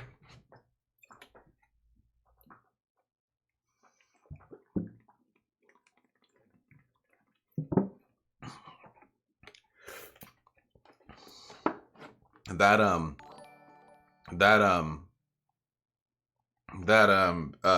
one caller who came in to congratulate me on outing Nick Fuentes as a homosexual, that was fucking funny, dude. Oh man, that was so fucking funny, dude. I know that Fuentes has actually been getting a ton of heat from his community for the Catboy stuff, and I brought that out, and I'm like really proud. For the psyop, but really though, like for real, like no lie, the best case scenario is one where Fuentes realizes that being gay is just, or being into dudes or whatever is fine. Just live your fucking life. These people assign so much moral weight. This, by the way, this is the reason why I'm so aggressively anti-religious too. Because when these people justify their irrationality through religion, it is literally impossible to change their mind. If they couldn't fall back on God, because like that guy who called in, he was like, he was like, I was like, hey man, you do realize like things have changed, and sometimes change is scary, but change doesn't mean it's bad. And he was like, yeah, I know, just the Bible says. It's like, fuck. Well, okay. All right. Sure, I guess. Would you say you're anti-theist? Oh, I'm totally anti-theist. Yeah, no, fuck religion, dude. Religion does crazy shit to your brain. Even I don't like religion, even with the nicest, most lefty, most humane fucking people. Even with like the Christian anarchists or whatever. Just like it's like fuck me, dude. Because I can't argue then, you know. What do I have to say? Like, oh yeah, well your policy prescriptions are dumb. Also, you know, the epistemic faith values upon which you place your faith in the world are also wrong, you know. Yeah. Fuck, we're doing a short stream today. I'm really curious though what the YouTube fandom wiki says, and then I'll go over donos. This is more than I expected. Okay. Vosh began watching a progressive YouTuber named Destiny around 2012 or 2013. Okay, first of all, it was like 2011. I just started talking to him in 2013. And second of all, he was not progressive at the time. Not even close. He was like a right libertarian. Destiny's videos eventually caused Vosh to become even more extreme in his left-wing views?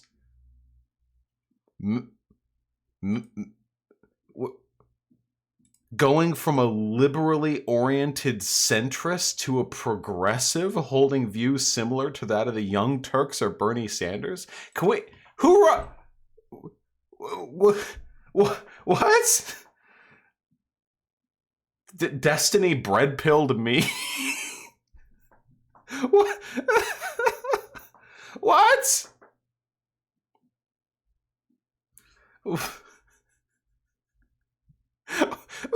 uh, I, I, when I first talked to Destiny back in 2013, I was a radically progressive liberal. I wasn't a leftist yet, but I was very, very progressive, like full on, like trans, like I wasn't a gender abolitionist yet, but I was like very, very pro-feminist or whatever.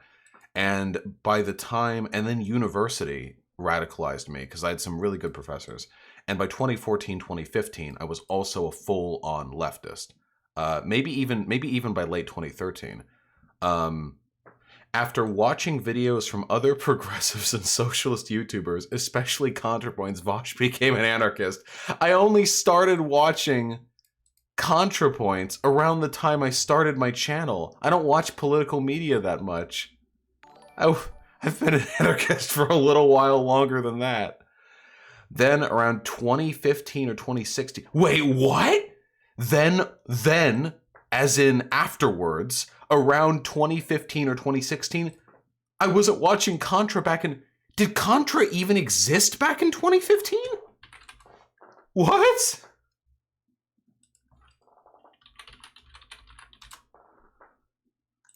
What's her oldest video?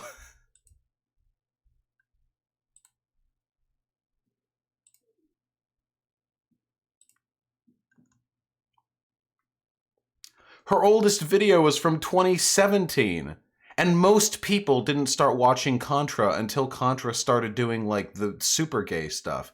Probably with the left or degeneracy or decrypting the alt-right. This was around the time that I even first heard of Contra at all. During the decrypting the alt-right. Oh, TERFs. TERFs is probably the oldest video of hers I've seen. And a little bit further beyond that, I get uncomfortable watching her shit because, like, she doesn't present as a woman back here. She's deleted a lot of her older videos because they triggered her dysphoria. Okay, gotcha. Well, there you go. Whatever the case may be, I was not watching. You got on the Contra boat kind of late. Yeah. I don't give a fuck about BreadTube. I just watch stuff, you know. So anyway, okay. So after watching ContraPoints, before ContraPoints' channel was created, I became an anarchist. Then, around 2015 or 2016, Vosh began using the username Irish Laddie, stylized as Irish Laddie. Actually, this username, I used this username when I was debating Destiny back in 2013. What the fuck? Also, I came up with this username in second grade computer class. This was my email. They had all of us make an email. And I went with Irish Laddie because at the time I was on a big, like, potatoes and beer bastard food phase. Because I was fucking 10. I was an idiot. Or whatever age I was at the time. This is ancient, okay? Using this pseudonym, Vosh would debate Destiny, who was less extreme as a left-winger, in the hopes to convince Destiny to become an anarchist like him, Vosh. I wasn't an anarchist when I first debated Destiny. I was just a left-leaning liberal. Very left-leaning, admittedly, but... What? On January 6th... Okay, wait, this might be true.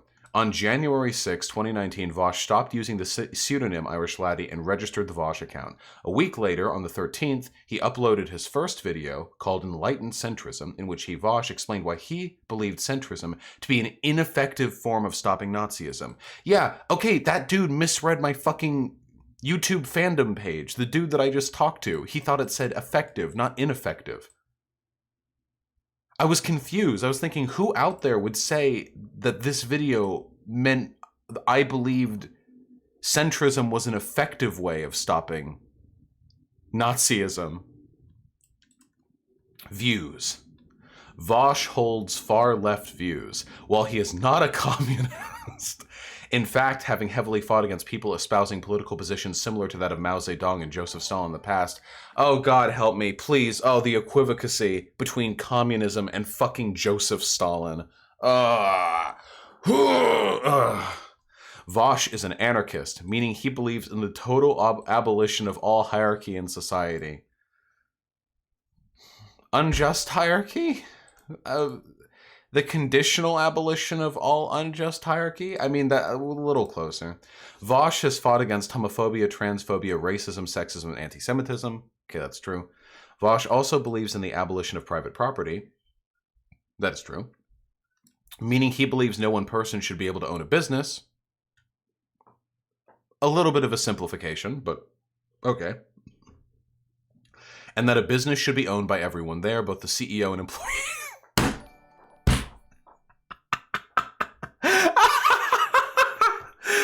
The business should be owned collectively by the CEO and the employee.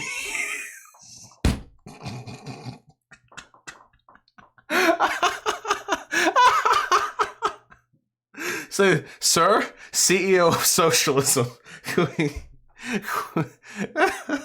Oh, man. Oh, God. Oh, that is such capitalist realism. The inability to imagine things outside the current paradigm. Holy shit. Oh, my God. Everyone should be able to own the workplace, from the workers to the owners. He is anti-sectarian, meaning he believes in working with those he doesn't fully agree with to accomplish common goals. Yeah. The two most prominent examples of coalition building Vosh advocates for are between socialists and social democrats to push the Overton window further left. Yes, definitely. And between anarchists and communists like himself, or anarchists like himself and communists to push for socialism. Well, yeah, I mean, anarchists and socialists have to both be pushing for socialism. I mean, another, like, what the fuck are you, what the fuck are you doing? Vosh believes, oh shit, wait, they've got the deep lore. Vosh believes in an intermediary market socialist society that will serve as a transition from capitalism to anarchy by enforcing the values of the Enlightenment, equality, fraternity, and liberty, in a way that capitalism can't, which is what will make the establishment of an anarchist society possible. Deep lore! That's a completely correct sentence. We got one, boys. We got one.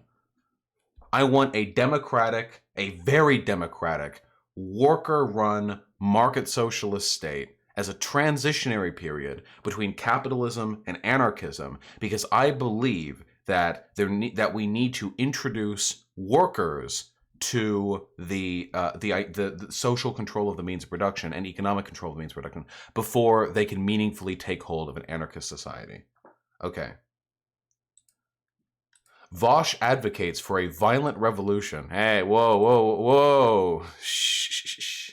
To bring about said market socialist society, although he believes one should only happen in the far future. Okay. Since the material conditions for such a revolution to be successful aren't present in the moment. His belief that the U.S. is incapable of reaching socialism through democratic means is the main reason for his support of the Second Amendment's right to bear arms. Okay. This section right here was clearly written by a fan of mine. This section right here, the market socialist and the revolutionary section of the paragraph were definitely written by like a different person than wrote fucking this. Okay? Because this is valid. Sexual harassment allegations. I guess if like anyone doesn't know, like I've gone over this pretty extensively in my on my Reddit. This was like a big fucking drama thing that happened towards the beginning of me being a public figure. Yeah. Oh, I could just, there's a link to it in chat. But yeah, I did like a huge write-up on this. The basic gist of it is that I acted like really like fucking cringy and like disrespectful to a person. I don't think like crazy bad. I like pretty bad though. I have no problem apologizing for it or whatever. But the drama that kind of like exploded out from it was super misrepresentative of what actually happened. And there were people saying I was like a rapist or a sexual predator, or that I had like blackmailed people. It got like fucking crazy. And these rumors circulated and they got worse and worse and worse for like months until eventually I sat down and I took hours and I wrote down a massive sourced organized like post on all of the drama, which reveals it to be what it actually is, which is misbehavior on my part, but not like a fucking sexual predator history or anything. And yeah, and since then, I haven't gotten any fucking trouble. I haven't gotten any people bothering me about this, you know? Except for the few occasional people who will type out, like, in Twitter, they'll be like, haha, Vosh, the rapist. You know, but you can only do so much. But yeah, so that's the drama, basically. So wait, what is the recount? What is the recount of this drama, you know? Sexual harassment allegations. Around August 2017, Vosh, a pansexual man, met a woman under the username Poppy through the message board site Discord. Is that what you call it? Message board site Discord? Is that how it's known? The two, known for their provocateur views, yeah, fair, began dating? Began dating online? What? What the fuck? What?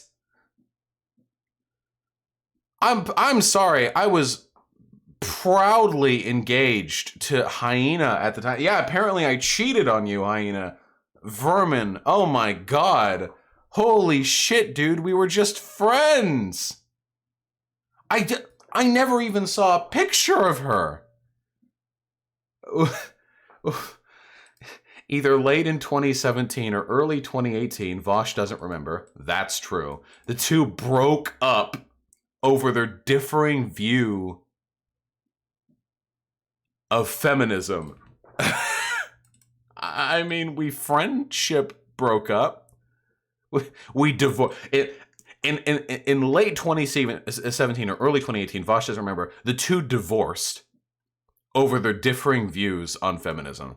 I think the actual reason why we stopped talking to each other was because I felt like they were being a fucking cunt. Like, when it came to, and I felt like that, if I remember correctly, I feel like they were abusing feminist terminology to engage in like abusive behavior, where they would like place emotional burdens on other people, and if they didn't fulfill them, she would like go on a thing like, oh, like whatever, just another woman for you to use, like that kind of thing. You know what I mean? Or I have such a bad memory. Okay, like I feel like that was it though, and I thought it was really shitty, and we argued and we stopped talking. And then the sexual harassment drama became like a thing. In the aftermath of the breakup, Poppy shared several sexually explicit messages Vosh sent to Poppy during the time they dated. Just so you know, Poppy sent fucking porn to me too, and sexually explicit messages. I'm not saying my behavior wasn't bad or whatever, because I was still like kind of pushy and weird sometimes, and definitely fucking cringy. But just gotta point that out. Because of this, the Discord server through which the two met became divided over who was in the right. That did happen. In early 2019, Vosh debated a woman under the username Pastel in Discord. Pastel is non-binary, and Pastel may actually be a trans dude by now, because I remember Pastel saying some shit that made me think they were a trans dude. The debate is still up on my channel, I'm pretty sure, right? I'm pretty sure that if I search Vosh Pastel, yeah, this is one of my first videos. Stream debate with the legendary Pastel, transphobia, homophobia, and tankies. Yeah, Pastel was like a weird trans-exclusionary trans person, a weird, like, kind of homophobic gay person, and a tanky. Which is a little bit weird. Oh, and they were also, like, very religious.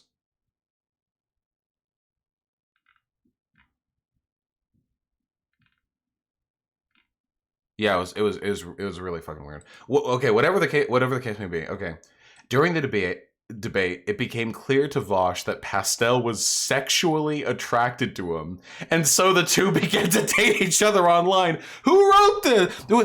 Was this written by a fucking middle schooler? You realize you can be friends with like people online without it being a fucking date. Holy shit, dude. Am I dating every fucking Tinder hookup? I never hooked up with Pastels even. So am I dating every person I ever pass on the street and like check their ass out or something? Did we hold hands? No! Though funnily enough, Pastel does now live pretty close to me unless they've moved. I will never meet them. I hope I never meet them. Yeah, Pastel wrote this. Yeah. Hey, Vosh, just to check, we are dating, right? Yeah, guys, I'm totally dating all of you, okay? Hey, guys, hey, don't get crazy over here. Of course we're dating, I just had to take my ring off because I was washing dishes earlier, So okay, we're all engaged. No worries here. I'm a minor, you fucking pedo. Fuck! All right, anyway. During the debate, it became clear to Vosh that Pastel was sexually attracted to him, so the two began dating each other online. No, though this is true. During the debate, it did become clear to me. You know how it is. However, the two briefly broke up after it became clear to Vosh that Pastel was severely mentally ill and as such wasn't able to hold a relationship. This is... who is this uncharitable to? I feel like this is uncharitable to Pastel, too. Jesus Christ. What the fuck? Oh man, I feel like this is bad to both of us, you know? Jesus. After the breakup, Pastel shared the messages sent to Poppy to smear Vosh's name. What messages? The messages between Pastel and I don't think there were the only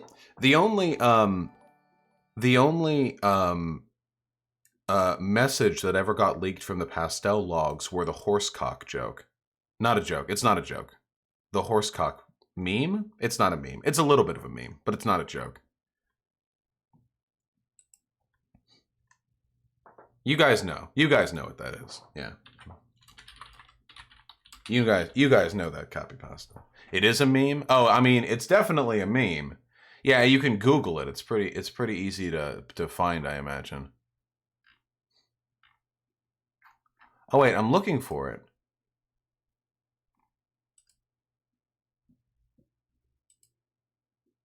Yeah, there we go. There it is, yeah. I love big cocks, and horse cocks are as big as they come. Pretty nice looking, too. These bitches are the reason why I can't flirt with any of you people on Discord anymore. You realize that, right? You realize I can't, I can't, anytime now, any of you dumb bitches come into my DMs being all flirty, I have to think, is there anything here that I could say that would end up, if taken out of context, getting leaked and make me look like a fucking lunatic? I don't even know. I don't even know. So I have to not, I can't even do it. Anyway, hold on, wait. Because of the release of the logs, people became spreading a rumor that Vosh only became a leftist in 2013 or 2013 to gather a collection of women who were also leftists to have sex with them. Vosh strongly denied that rumor and apologized for the messages in a video published to his account on March 31st, 2019. The harem. We're building it, boys. We're going to put Destiny to shame. What has Destiny got in his harem? 3? 4? I'm going to bring in international whores of the world unite, okay? The fucking IWW. We're bringing them all in, all right? I am a fucking thought magnet. I will zip them over to me, okay? My harem will block out the sun. This is a fucking hilarious article, dude. Holy shit. I just want to say, by the way, I don't think that anything here, as stupid as the accusation that I was dating Pastel and Poppy is, as dumb as that is, I do want to say, whoever wrote this, I don't think they're like sniping me or whatever. This seems like a normie writing about me. But the weird thing is, do normies know? Like, why would a normie know about me? You know? Like, I feel like you either know me and you're deeply involved in my community, or you know me and you despise me. But I don't know who would watch me and then but know enough about me to care about me, but not know enough about me to type all of this. You know? I don't know. I guess maybe I'm just so deeply involved in all of this. Don't the Kiwi Farms people know pretty much all internet personalities from normie perspective? No, Kiwi Farms people are like deeply mentally ill, vitriolic, like basically Nazi types for the most part. At least the ones who follow me are Nazis, obviously. It must have been a woke scold. No, I don't think so, because if a woke scold had written this section, it wouldn't be sexual harassment allegations. It would have just been sexual harassment because I owned up to having sexually harassed Poppy. And it also would have been much less charitable here, and it certainly wouldn't have included any sections of me potentially dating either of these people. Adono claimed it was written by what appears to be a kid. Why? Maybe it's only kids that use this website. But if this was written by a Kiwi Farms type, it would look like a fucking Encyclopedia Dramatica article. Okay? Yeah, why do kids watch me? I don't get it. Because I'm loud? I guess it's because I'm loud. I don't know. Whatever. This was fun as fuck. I want to find more fanfics about me in the future. This is good. That's good. That's good. That's good.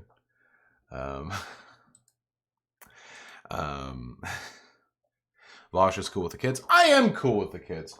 I'm cool. I'm hip. You know. Hold on.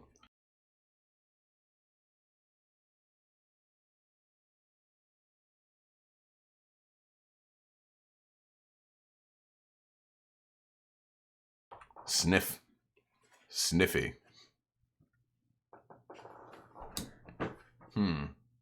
I should go over donos, shouldn't I? That seems like a pretty decent thing to do. I was going to do a short stream because I have to do some TV shopping apparently. Project Veritas. But there's a Project Veritas.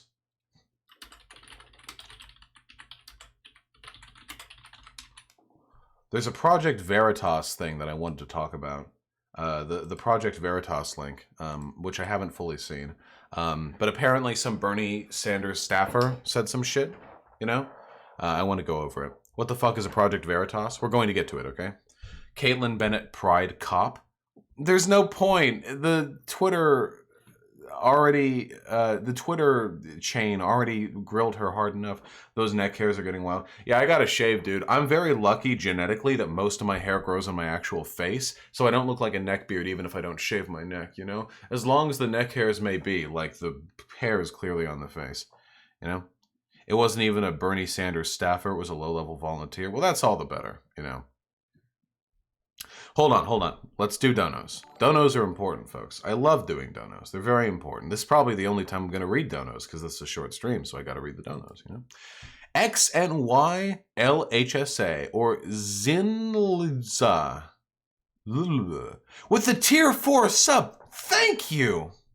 That is unbelievably kind of you, comrade. I really, really appreciate that. Enjoy your yellow name. That's fucking sick. You're based. You're epic. You're the Fortnite non-default dancing all the way to the bank. Or I guess I am. Thank you very, very much. I really appreciate that.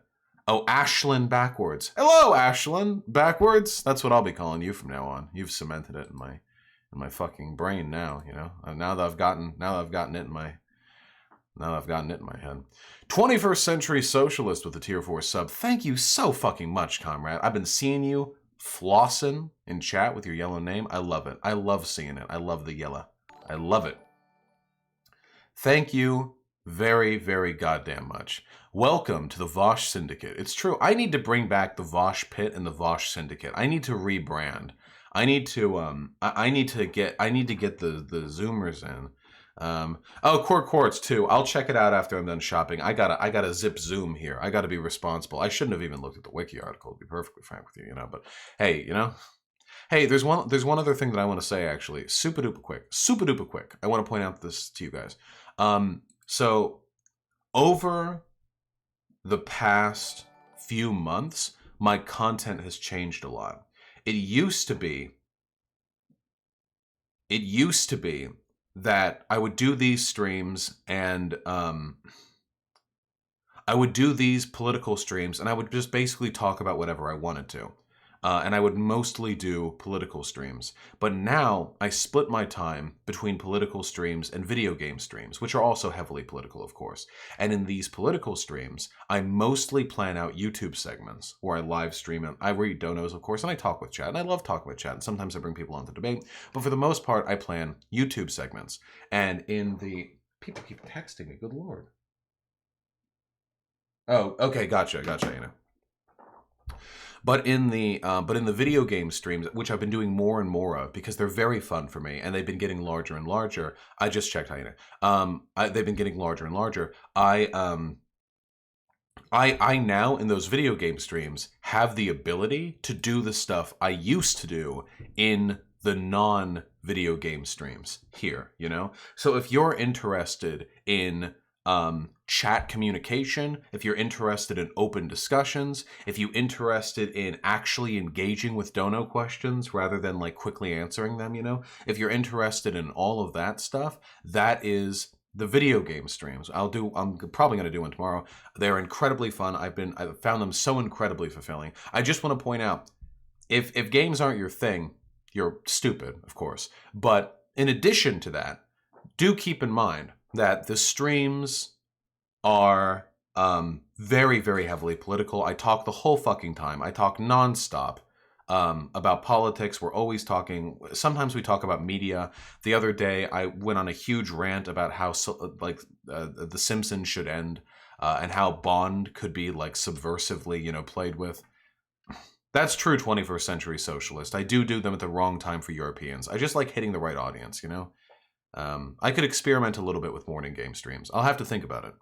OSS 117. I'm just pointing out, it's been a lot of fun. I'm just pointing out that they are valid to check out if politics is your game, chat interaction is your name.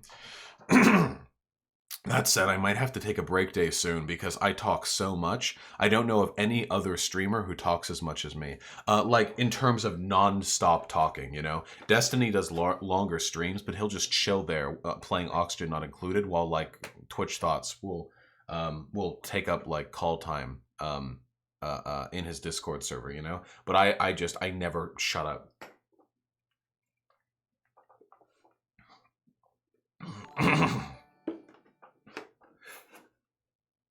I need some honey or something. Why not play Minecraft in the video stream? Because I don't like playing Minecraft. Hold on.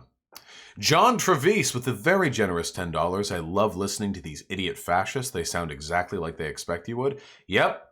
All you need to do, non-stop, over and over, is just ask them, what are your policies? What are your policies? What are your policies? You'll get them every time.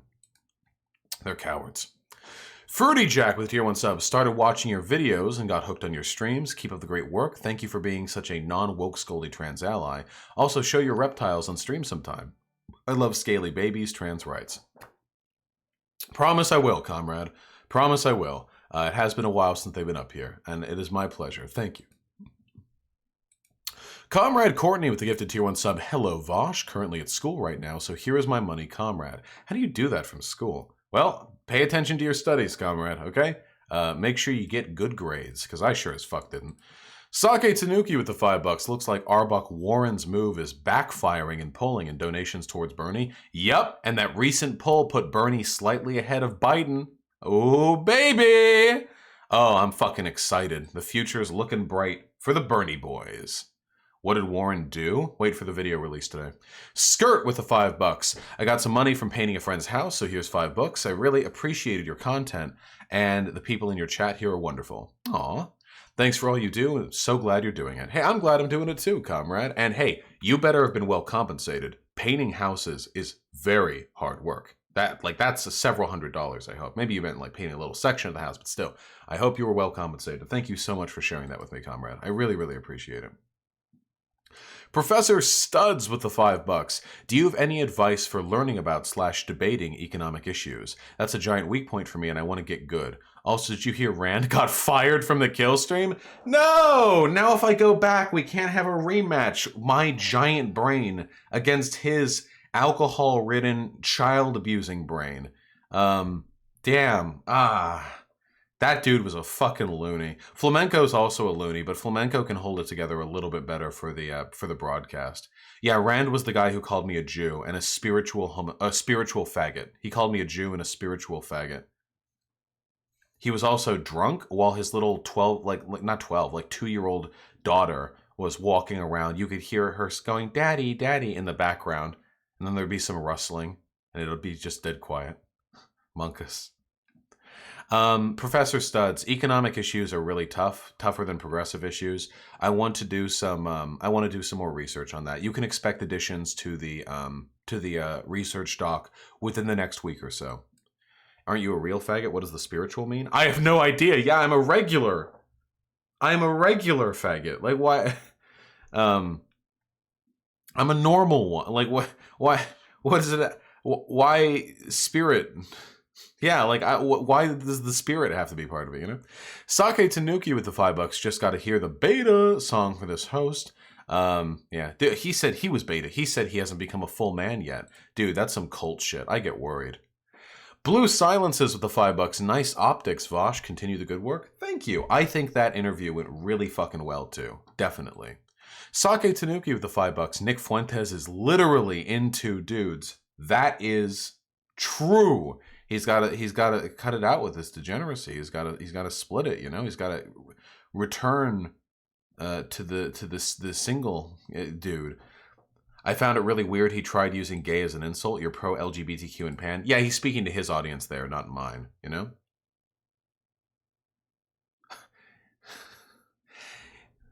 Yes. Yes, Ash Lennox. Definitely. Definitely. Von Tux with the $5. So is white JLP there genuinely too dumb to know he's a fascist, or is he acting in bad faith? I think that guy is a combination of dumb and acting in bad faith. I think that person is probably very unintelligent. That white guy that I just talked to, but like JLP, I think that he is simultaneously acting in bad faith and very unintelligent. It's a cult-like mentality. Did you hear that guy? I was like, so are you acting like a woman when you try to make the world a better place? And he's like, well, I'm not fully a man yet. And he actually said it in like a self-deprecatory way. They're very compromised emotionally, you know, adhering to their ideology is all they have. It's definitely a mixture of both. Marcus with the $5. The guy's stare, especially the blinking, is exactly like JLP's. Is there a mystical force that possesses people who spend too much time around JLP? Is he spreading some kind of brain virus? Uncanny. Ah, shit, maybe I would have done better in the Sargon debate if I hadn't gone and met JLP in person and shook his hand twice. Oh, God. Yeah, no, he definitely has like a hypno aura going on, you know, like around him. Definitely. Holy shit, what the hell? What could Donald Trump possibly say to warrant that reaction? Okay, super quickly. This is really good political strategy by Donald Trump. They are rigging the election again against Bernie Sanders, just like last time, only even more obviously. They are bringing him out of so important Iowa in order that, as a senator, he sit through the impeachment hoax trial. Crazy Nancy thereby gives the strong edge to sleepy Joe Biden, and Bernie is shut out again. Very unfair, but that's the way the Democrats play the game. Anyway, it's a lot of fun to watch. So okay. The reason why this is incredibly good strategy is because it drives a wedge in the DNC. This accomplishes three things. Okay, for one, it makes it so that some independent-leaning Bernie Sanders fans are more likely to support Donald Trump if someone other than Bernie gets the nomination. For two, now libs will say that Bernie is endorsed by Trump. And for three, it reinforces the rigged media, rigged DNC, crooked Democrats narrative that Trump pushes. This is very good strategy. Very, very, very, very good strategy. This isn't Trump being like weird or incoherent or stupid. It's a good idea, and it's bad for us. Him saying something true does not necessarily mean that it is good for us. Yeah, it's written pretty well too. It's a good strategy supposing Bernie doesn't win the primary. Yes, if Bernie does win the primary, which Trump is betting does not happen, then it's bad strategy. But if Bernie doesn't win the primary, then that's good strategy for Trump. Definitely. Anyway, Sake Tanuki with the $5. Anyone who thinks the Young Turks is even close to progressive now is fooling themselves. They've shown their MSNBC light credentials. I have never watched a single piece by the Young Turks. I have never watched a single one. Oh shit! Brazil Culture Secretary fired after paraphrasing Nazi Goebbels. Ooh shit! What did he say? Brazilian art in the next decade will be heroic and national. He said album to the music from Wagner's Lohengrin, said to be Hitler's favorite opera, with a portrait of Bolsonaro and a Brazilian flag in the background. It will be endowed with a great capacity for emotional involvement and will be equally imperative, since it is deeply linked to the urgent aspirations of our people, or else it will be nothing. Yep, that's literally just Nazi talk. Yeah, endowing art with heroic nationalism. Like you're literally just like, yep, suppression of free speech in favor of, trumping up national and ethnic fervor. Wagner was a Nazi. I know Wagner was a Nazi. Thoughts on Jason Unruh? I don't like Jason Unruh.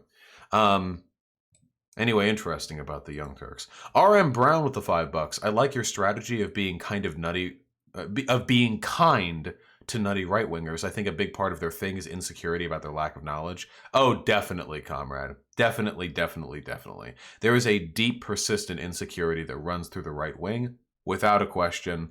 That's why they're so fucking insecure, and they project like crazy with their anti-university, anti-intelligentsia speeches, 59 no with the $5. Speed run to ruin the United States of America. Any percent no CIA, no major glitches by the Hake Report in 17,539 hours, 31 minutes, and 30 seconds. World record. Yeah, can you fucking believe?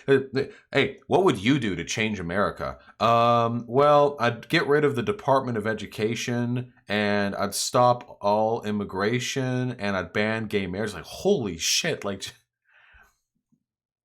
Oh, that guy was a fucking lunatic. What a wild one. Indonesia hater with the $1. Can you make a response to this channel? This is one of the worst ones. 3 reasons. Three reasons why it's hard to talk to commies. Probably not, because this is a smaller video. I don't like platforming smaller channels, especially since it's like older. The philosopher. This is why it's hard to talk to commies.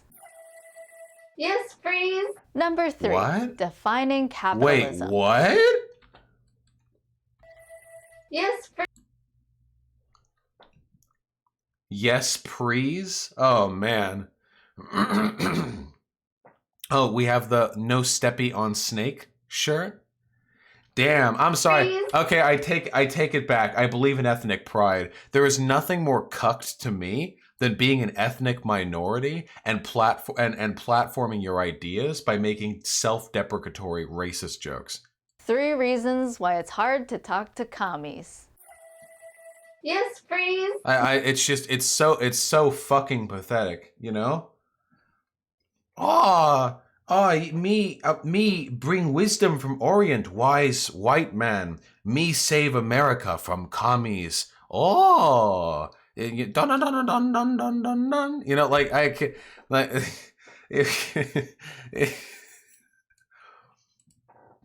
Me speak English just like all others in America should speak English.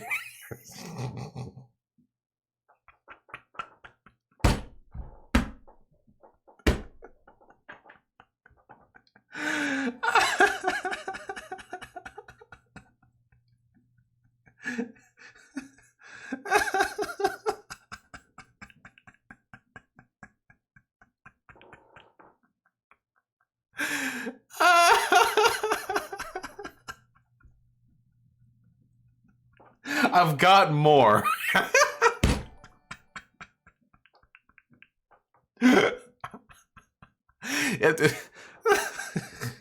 I know a lot of you are laughing. I know that the chat doesn't approve. I know you. I know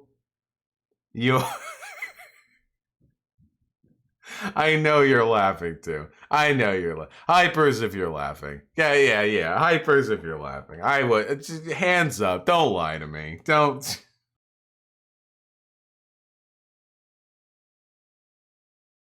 Yeah, there we go. That's what I thought. Okay.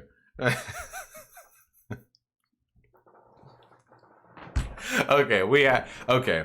We have to calm down. We have to finish donos so we can do the Project Veritas stuff. Tomba Hat with the $5. Vosh, look up your Rational Wiki entry. They call you a pro-markets libertarian socialist. Well, that's true. I know about my Rational Wiki entry. I didn't know about the YouTube fandom thing. I am a pro-markets libertarian socialist. I think that markets, if well-controlled and properly, directed, can be to the benefit of humanity. Though, and I've heard some interesting pitter-patter theory, it might be possible to simultaneously maintain markets while also abolishing the commodity form. Somniostatic, that was the YouTube fandom wiki, but it's already been edited to my favor. Can we get a yes, please emote? No. I don't think so. I think not sure that even makes sense. Okay, I need to do more research. Hardline, talk about that idea. No! Listen, I advocate for socialist now. Socialism is what I like to talk about now. I like to talk about immediate ideas. I like to talk about stuff we can immediately address. I don't like talking about esoteric hardline theory. What is your response to Nazis when they say Jews have been kicked out of 109 countries, therefore they must be doing something bad? Yeah, produce historical documents proving the legitimacy of each 109 of those having been exiled from the countries. What the fuck kind of argument is that? Hey, this minority's been oppressed for ages, therefore their oppression is right? What the fuck is that supposed to mean? Does that mean with the MGTOW types who believe that men have been like oppressed with disposable male disposability for centuries? Does that mean that like men deserve to be oppressed? Like any history of oppression means that the oppression is justified? Anyway, yeah, that's what you need to do. Ask them, like, hey, can you provide documents to indicate there was a good reason? Can you provide documents that all 109 of those countries had found evidence of a Jewish conspiracy against like the white people there or something? Like, can you provide evidence that for hundreds of years Jews have been orchestrating and like that kind of stuff? You know, like that. Like, they always rely on like abstract, you know, non-syllogistic, bad faith concern trolling. They always rely on that. You have to actually prick them out, force them to make the argument. They'll provide evidence. No, they won't. No, they won't. They don't have evidence for that topic. Hey, fuck off. The Cornerstone 33 with the $5. Vosh, let me call in. I've got MO for you against these Nazi punks. You can email it to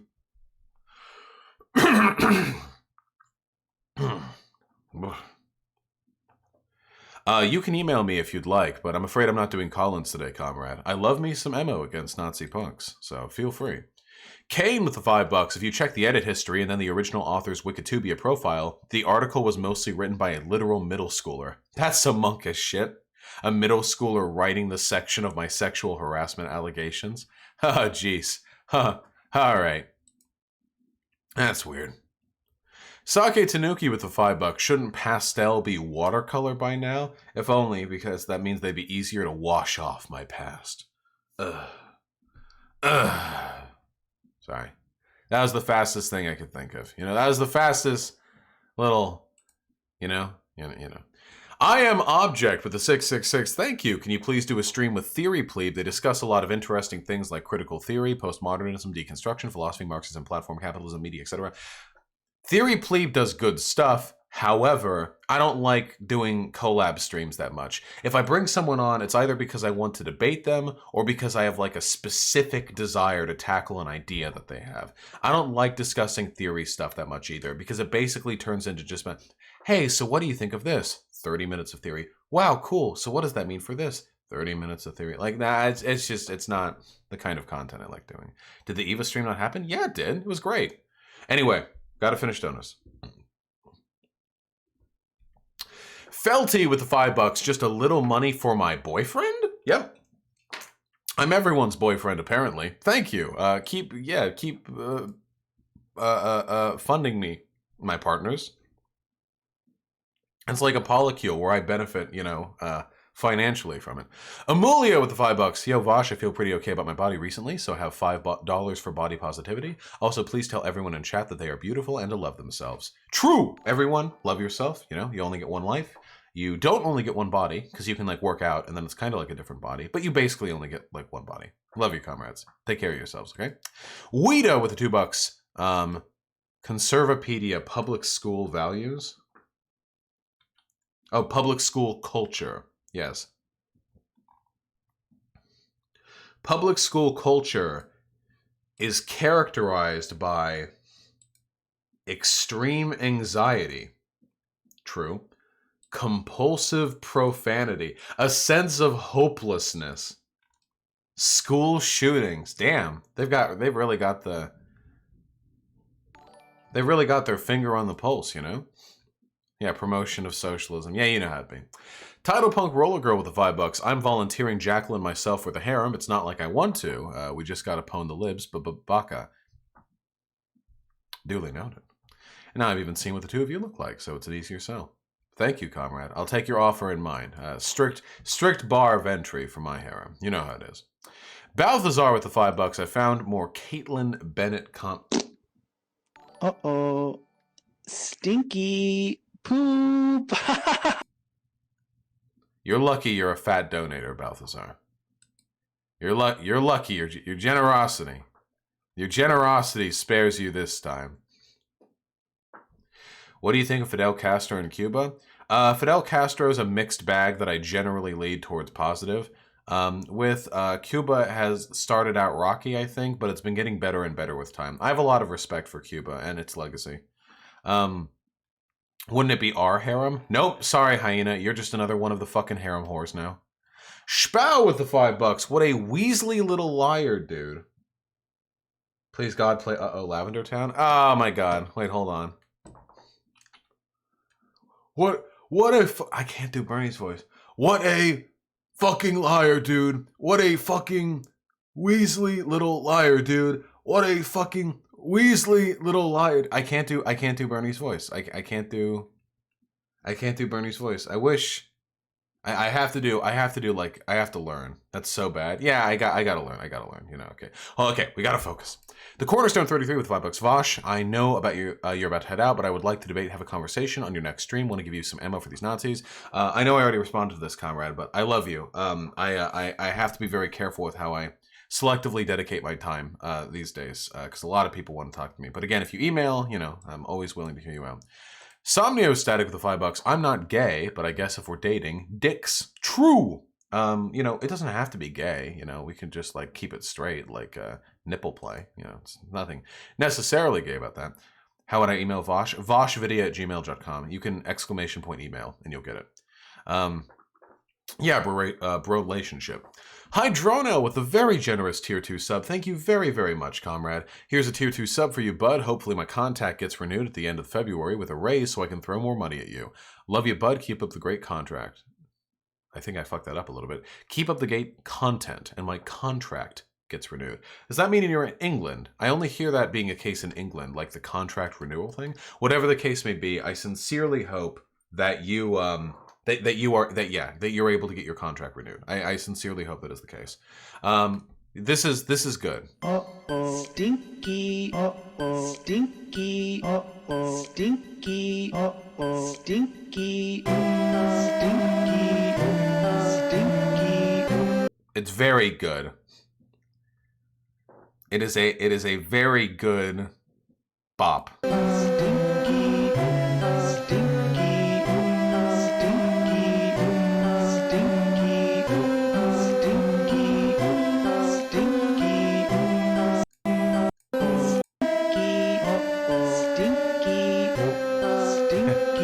Oh, the Pokemon are dead and they're covered in shit. Thank you, Hydrono. Paul Resendez with the incredibly generous $15. Thank you very, very much, comrade. I really appreciate it. We should celebrate that every time a white nationalist is completely incapable of advocating for their policies, we further debunk the bell curve and the high white IQ. That is fucking true, dude. Big brain white nationalists can't argue for a single fucking policy to save their lives. They can't do it. And again, the reason why they do it is because they can dog whistle through their rallying, but they can't dog whistle in policy. There's no way to dog whistle in policy. It's flat. It's on the table, you know. They can't say like, "Hey, what would you do about crime?" And they'll be like, you know, 1350. Like they can't do it. They have to say something. You know what I mean? And they fail at that miserably every single time. Thank you, comrade. HTTP Lovecraft with the $5. $5 for the fleeting parasocial acknowledgement. You did an excellent interview. Super, super good. Crazy fecal matter guy was genuinely hilarious. Yeah, definitely. There were a couple audio issues during the interview that I might have to suss out when I like edit the video and stuff, but altogether I thought it was pretty okay. I hope I'm not platforming this guy too hard because that Jake guy, the Jake Report guy, or what, Hake Report guy. I know he's like a smaller dude than I am, and he's a fascist and possibly a Nazi. So I gotta, you know, Yeah, the Hake Report guy. Yeah, so I don't want to like platform him too hard. But I don't think that me putting out that video is really gonna radicalize any people to Nazism, you know? Uncanny Pockets with a tier 1 sub. Want to shout out to anyone in Missouri to look into Bill HB 2044. Looks like an attempt to get LGBT content out of libraries. Interesting. HB 2044 in Missouri. Hopefully that doesn't pass. That'd be pretty fucking crazy. I have to take a look at that. Felty with the $5. Vosh is canceled again. Nope, it was funny. Posadas John with the $1. Do you think that ANCAP would like this song? I have to officially ban YouTube links. Hey Twappy in my donos. Do you think people actually think you can only be for genocide if you openly say so? It depends on how bad faith versus stupid they are, you know? This is good. I showed this on stream. And I got away with it too. Because it's not in the YouTube Content ID system. Could this day take me long to take down Chow one day? You know what? Maybe I too could be ninja. I want to be ninja. I want to be ninja. They've got the Asian bitch right there. I'm surprised she didn't set the mic down for like the eye segment, like I'm surprised. I'm surprised she didn't go farther. I learned to chop real hard. I fight with credit card. I use my nunchucks even while feeding ducks. All right, we're really bad at staying on task. This is what happens when I don't get enough sleep. I can't direct the stream. Holy fuck, Fosh, we're kind of pushing it, my guy. Safe word. Dude, that's what she would do. What? All right. Yeah, fuck you guys. You love me. You couldn't go back to your sensitive media after me. You couldn't go back to BreadTube after me. You could, after you've had a little taste of the Vosh, you can't go back to your 12-minute, 32-second BreadTube videos that were carefully scripted out to avoid any hints of ableism, transphobia, NB-phobia, imperialist language, and yeah, you need this. Yeah, he's right. Pepe hands. Greg Norris with the $2. TYT is not MSNBC. I say watch a vid before judging. Yeah, I should probably watch a video. That's getting added to the Vosh stock of bad shit. I'm going to be perfectly clear. I don't care about the woke scolds, and I don't care about behavior that would put me in their poor graces. I just care about being interesting, funny, truthful, getting the message out to people. The people who read that document on me are never going to change their mind ever for any reason. Ever. They will never change their mind. Those people. So, whatever. If they take a funny joke and they put it in the doc, like, okay, Balthazar with the $2. TYT is far closer to MSNBC than progressive. I'll take a look and check. And there's also a lot of variability even within a network. MSNBC is occasionally pretty decent. Now generally it's trash, but very occasionally it's fine. Schmau with the $1. Vosh e-dated Sargon after the debate. Fuck no. God help me, no. Exidius with the $5. Is there any difference between your ideology of libertarian market socialism and that of mutualism? Not really.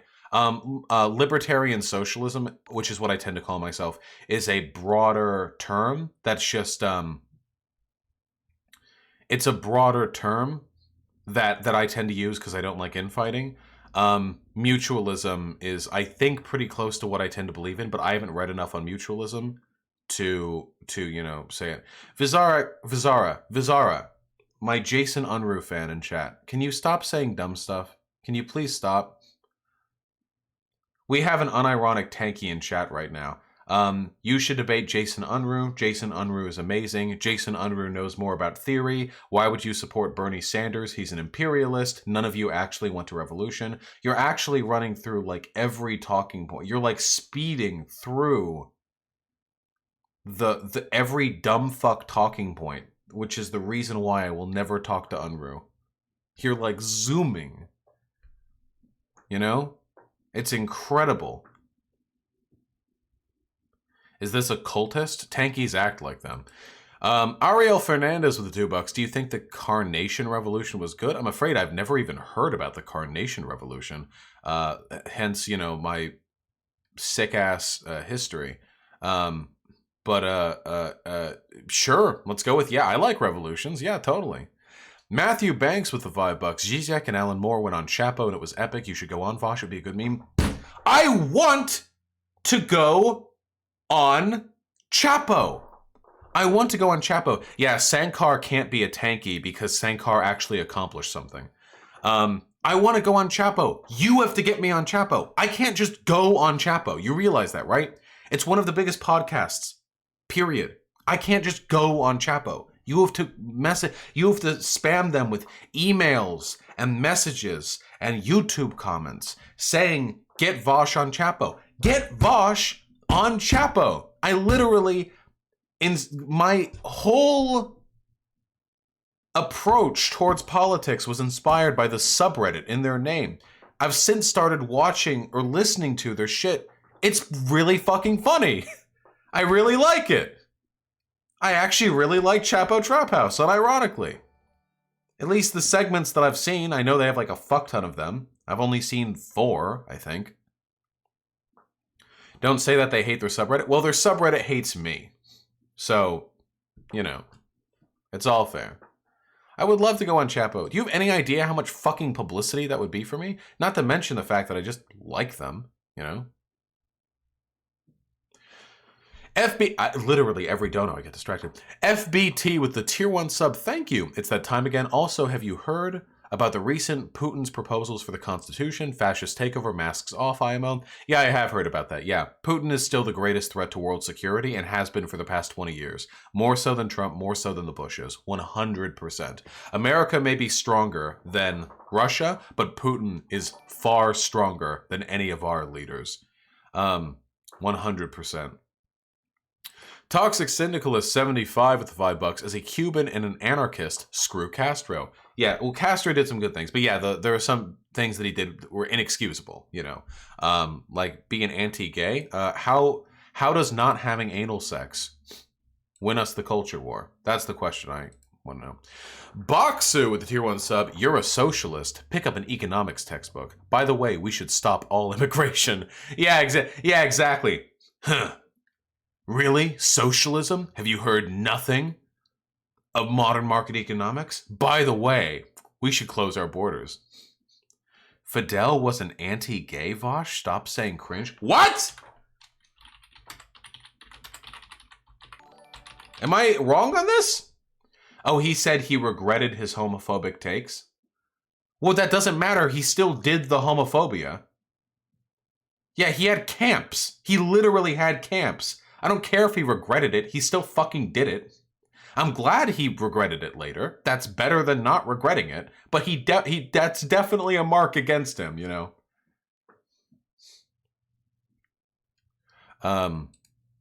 Oh my god. Trying on with the $5. Thank you. Great interview, but did you wash your hands after you last had anal sex? No. Sigh. Every day we stray further from God's light. Change my mind. I will never let the hand washing meme die, lol. It will never die, no matter what anyone does. No matter what I do. I could turn it into a banned phrase.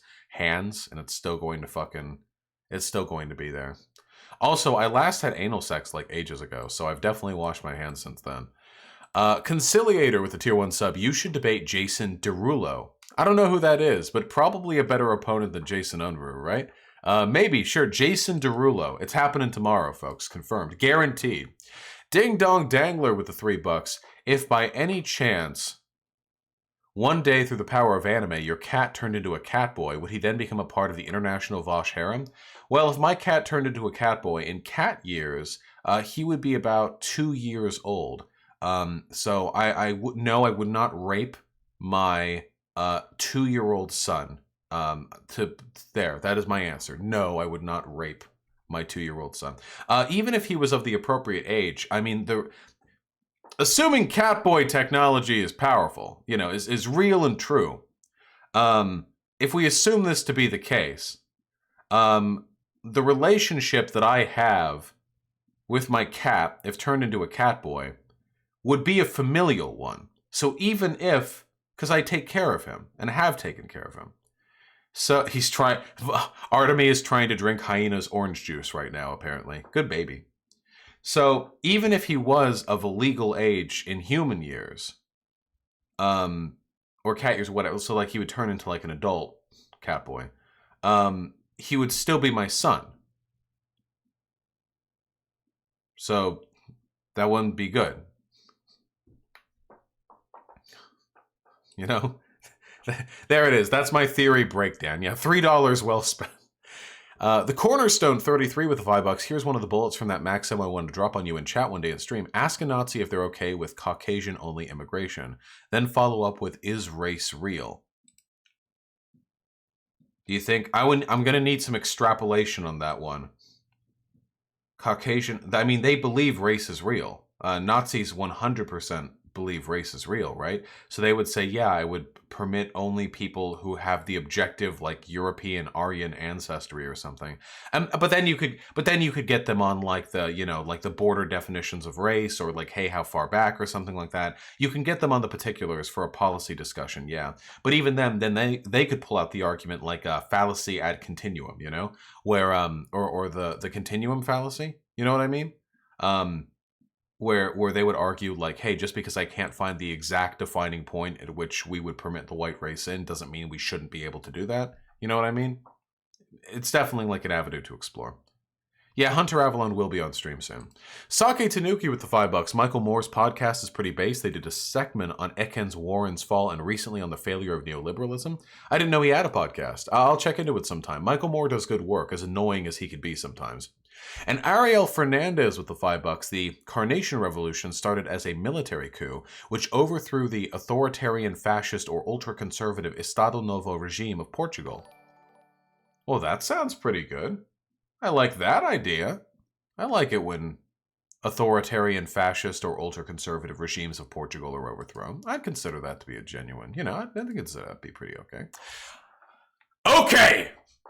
Chat, I need to pee. Chat, bring up the Project Veritas link. You know which one I'm talking about. I didn't have it saved. Bring it up. Just when I come back, I want to see it there. Just bring it up. Just, come on. Bring it up. Bring it up. Bring it up. Come on. Bring it up. Have it ready for me. What's up?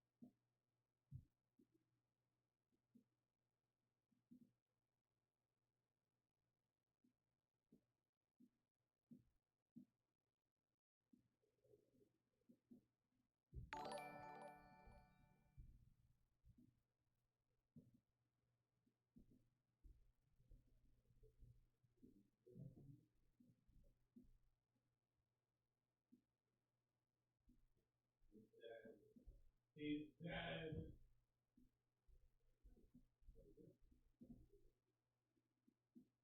Nice. Sorry, I had to play hide and seek with my cat for a little bit. You know how it is. Here's the link. Oh, how nice you guys are. There we go.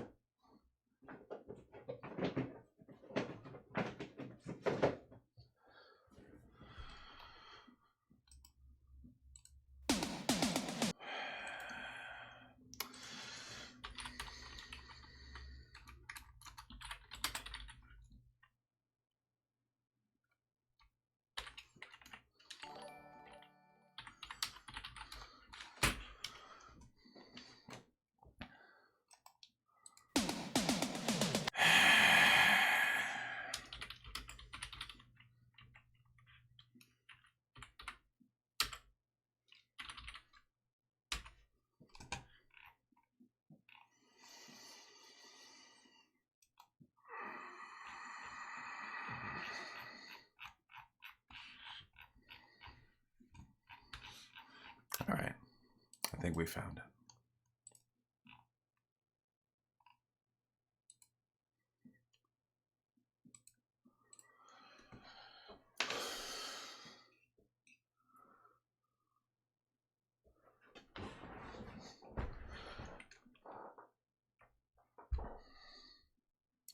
Okay. So listen.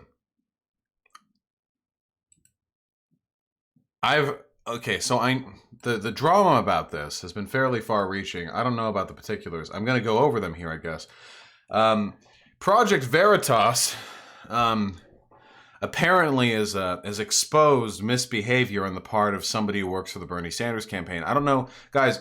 So you know this more than I do. Who is this person exactly? Is this person a staffer, a volunteer? Is it Bernie Sanders himself? Where in the organizational hierarchy do they fall? Or I guess you can let me know as I go over the video. Project Veritas is a known bullshit manufacturer. They have absolutely manipulated evidence before. When they were doing that, I remember specifically when they were doing their Planned Parenthood segment, they were confronting somebody who worked at a Planned Parenthood or some government worker, and they deliberately they manipulated the footage to misrepresent the context of the conversation. The problem is when you're doing exposés, when you're exposing information, it is extremely important that you act with as little journalistic or editorial bias as possible. Because when you act with bias, it is very possible for people to get the impression that you are impartially delivering information, when in reality you are just essentially disseminating propaganda. So apparently there are two links that I've been given here. Let's see, they're both from James O'Keefe, who is one of the people who works with Project Veritas. I want to give it a look, okay? I want to see, because I'm curious, you know, I'm genuinely curious. So here we've got one from January 15. This one's from January 14, so there are two. Let's give it a look, folks. 2.7 million views on this tweet. 2.7 million. So it's getting around, you know. Let's see. But the actual video footage here, I'll get rid of my camera for a sec. The actual video footage seems to be from September of the past year. So this is what, 4 months dated? 4.5 months dated, I'd say. Let's see. This is a breaking Bernie Sanders education policies. Yeah, this is a Bernie Sanders worker, volunteer apparently. So if Trump gets reelected, what? Cities burn. Okay, gotcha. Cool. You didn't think that some of these like MAGA people could even be re-educated? All right, I want to point out, if you're trying to do journalism, it's probably not a great idea to preempt your exposure with these ridiculous, like Hollywood block, like TMZ style, text block introductory title screen. You know, it's a little weird. It makes it feeling like you're not revealing anything. Yeah, so this seems like a hidden camera. Judging from the way the camera is angled, this looks like it was a private conversation that was discreetly recorded. That's my impression. I mean, we gotta try. I mean, in Nazi Germany, after the fall of the Nazi Party. Kyle Jurek. So Kyle Jurek is their name. Just a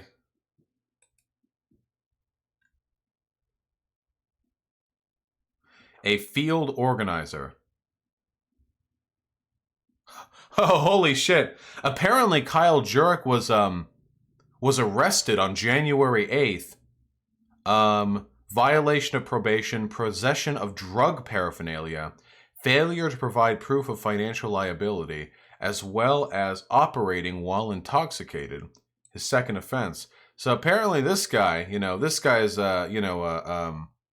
a no-go in both directions. Truly anti-establishment type, you know. The only evidence that I'm seeing of this person's arrest, so far I see something from Breitbart. I see something from the National File, which seems to be using the same language as the Breitbart article. So let's see. Bernie staffer released on bail. Here we go. Okay. Note, this is from the Pluralist. Sure are a lot of right-wing organizations that are eager to publish this particular piece of information. TheGatewayPundit.com. We're going on a journey here. I should share it with you guys. Iowa field director bailed him out of jail after recent arrest. Were campaign funds used to bail him out? I don't know. That's immaterial to what we're talking about right now. But hey, here's a really quick question. Really quick piece of info. Hey, guys. If a news article ever has a title with a question in it, the answer to the question is no. So if the question is, were campaign funds used to bail him out? The answer to the question is no. No evidence suggests that. Because if there was evidence of it, they would just say so in the title, because that would have gotten them more views. Just pointing that out. Anytime the question gets asked, the answer is no. Just a good. Here's Washington Times. Sanders camp mum on pro-Gulag staffer says Iowans don't care about political gossip. Fair, true. For the most part, I think. Jesus Christ. This is not exactly an unbiased website. Yeah, I can't see any. I assume everyone's reporting on it. I assume he really was arrested. I was just interested in seeing. So he was just a Bernie campaigner. Seems like he was a Bernie campaigner who got arrested for stuff unrelated to the campaign. But this is well before his arrest. There was a shit ton of the populace that was Nazified. I mean, like, Germany had to spend billions of dollars re-educating people to not be Nazis. Like, we're probably going to have to do the same thing here. Wait, what is the issue here? What is the issue here? So the issue just seems to be him saying that if people are Nazis, we should re-educate them to not be Nazis? Is this the expose? Is that it? Oh, well, I mean, we can go further. Like, let's see. That's kind of what Bernie's like, hey, free education for everybody, because we're going to have to teach you not to be a Nazi. There's a reason Joseph... So I can see that. Okay, so before we get to the next thing, I can see where that last segment, like frills some hairs, upsets some people, because the implication there, and that was a dumb thing to say, and the implication there is that the reason why Bernie Sanders wants free education for all is so that everyone can go to fucking re-education camps or something, which is a really dumb way to frame it. In reality, free education means everyone has access to the opportunities that will allow them to realize while Nazism is fucking stupid, which is a reason why, you know, the more highly educated you are, the more likely you are to be left-leaning. There's a reason for that, you know. It's not because of propaganda, just the facts are biased in favor of our, you know, narrative. Sorry about that. Sorry if it upsets anyone, just seems to be the case. And access to educational opportunities will intrinsically decrease the amount of far-right conservatism in the country. I mean, have you ever like seen the types who go to those KKK rallies? We're not exactly talking, you know, master's students here, though the modern alt-right is a little bit more clean-cut, a little more online. Whatever the case may be, I can see how the framing there is a little bit sus, but the sentiment is perfectly fine. The sentiment of this, however... Stalin had gulags, right? Mm-hmm. And actually, gulags were a lot better than like what like the CIA has. This, however, like people were actually paid a living wage in gulags. They had conjugal visits in gulags. Oh wait, okay, hold on. Again, we have to criticize Project Veritas. We have to criticize Project Veritas for their editorializing. Listen to the music in the background. Gulags. They had conjugal visits in gulags. Gulags were actually meant for like re-education. Greatest. You hear that? It sounds like a horror movie where you're being where the villain is doing like their like unhinged speech. You know what I mean?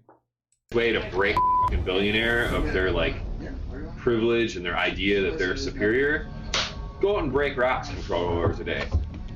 You're now a working class person. And I would like to... Can you not move the fucking... Jesus Christ, fine, I'll be right here if you're going to move the fucking subtitles on the top and the bottom. I would like to make it known, I officially disavow this gulag revisionist horseshit. The gulags were detention centers for political opponents of the state, gay people, everyone else fucking Stalin, the other leaders didn't like. They were horrible, horrible places. They were human rights violation factories and a black mark on the already incredibly shaky legacy of the USSR. The best way to deal with political opponents of a state is not to send them to fucking concentration camps, which is what gulags are. I mean, don't, you know, that is literally what they are. So fuck that, and fuck this guy, by the way, for defending this.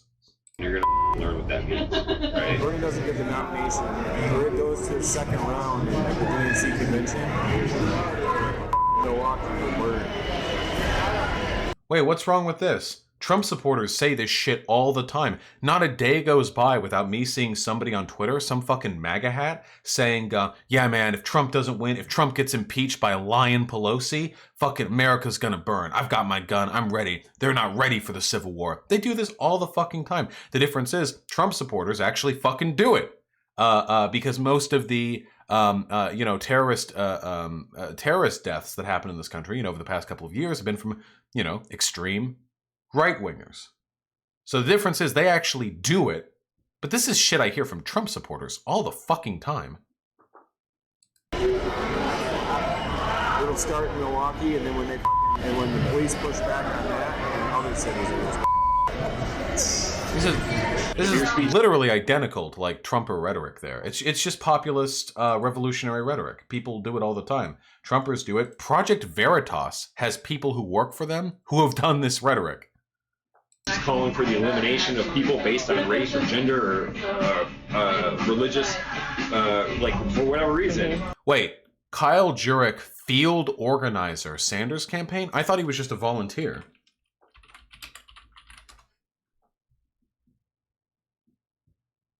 No. Okay. Wait. No, this says it's from Breitbart. Hold on.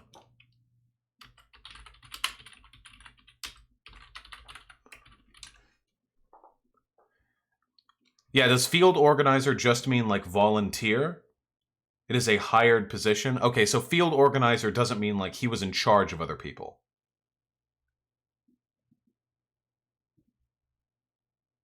Yeah, it can mean basically anything. That's true.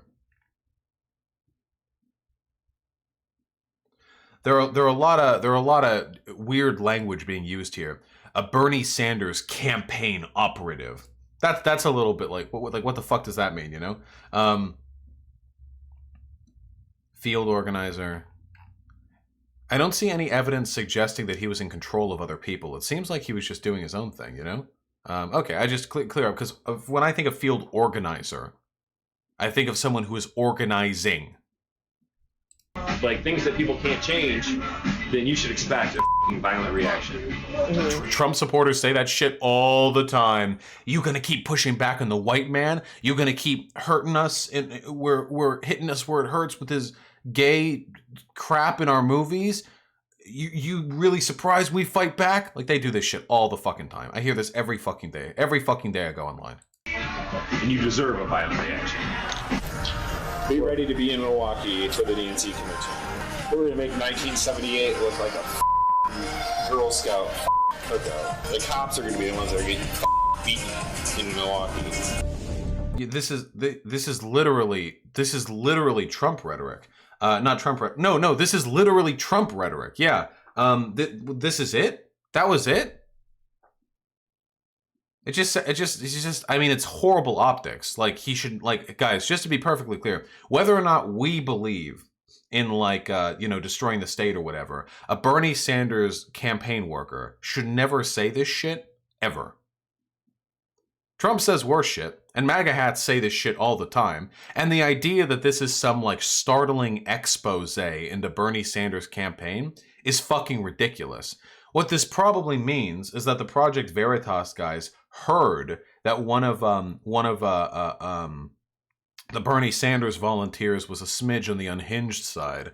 And they just worked their way in, got a camera over, just wait a little bit, wait for the opportune moment. This person, Kyle Jurek, does not seem to be particularly discriminate when it comes to sharing his radical political views.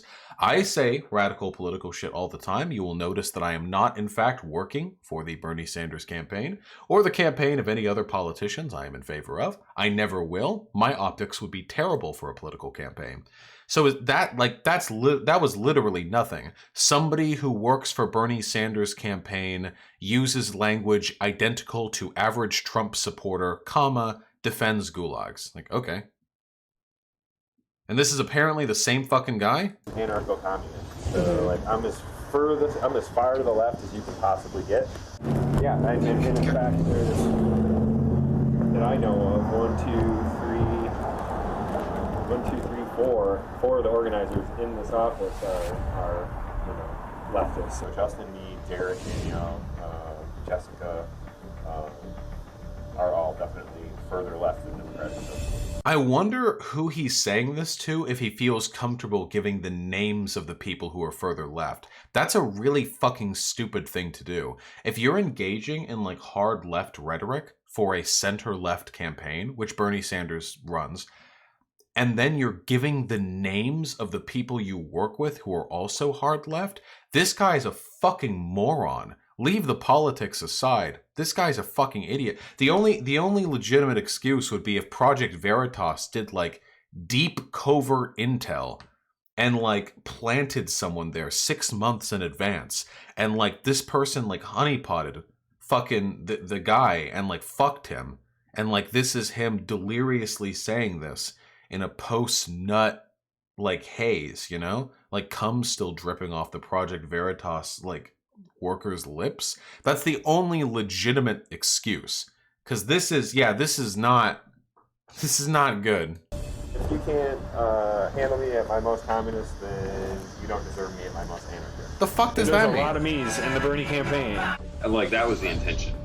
Oh, see, now we're doing the flash cutting. See, this is where Project Veritas pretends that they're journalists when cutting between individual sentences that were spoken in different locations at different points in time is the literal opposite of presenting information in an unbiased way. This is an insane level of editorial bias. So when he says there are tons of me in the Bernie Sanders campaign, for one, his word isn't evidence of anything, period. But for two, when he says that, he probably means leftists, which, yeah, no shit, there are leftists in the Bernie Sanders campaign. Wow. Nicely done with that psyop. Nicely, you nailed it. You found it out. But what they're trying to imply is that when he says there are many of us in the Bernie Sanders campaign, what he means is like gulag, like violent, gulag defending, re-education camp establishing, anti-free speech, Stalinist super soldiers. That's the implication. It's not substantiated by the available evidence, but you've got the spooky music, you've got the jump cut, To a sufficiently stupid person, this sounds like a reasonable threat. Of gulags, right? It's like not only to like remove the like people that were like insidious to the state from the state, like, hey, you guys are all causing problems. You're like working against the revolution. We're just going to remove you and put you in Siberia, where you learn the value of like being a comrade. I thoroughly disavow this horse shit. This person cannot possibly call themselves an anarchist. Yeah, anarcho-communist. By the way, did you know the gulags were actually much better than people say? Nah, fuck that. Value of being a comrade? Fucking communist societies aren't a fucking cult. The value of... And you go into your room and do hard labor for 10 years, and when you come out, you'll learn the value of being a citizen? The fuck do you mean? Anarchism is about reducing unjust hierarchy. How can you possibly reconcile that with the belief that the state should be able to force political prisoners into concentration camps until their minds break and they come out and become good little citizens? Nah, fuck that. Nah. He means gulag for Nazis? I don't give a fuck.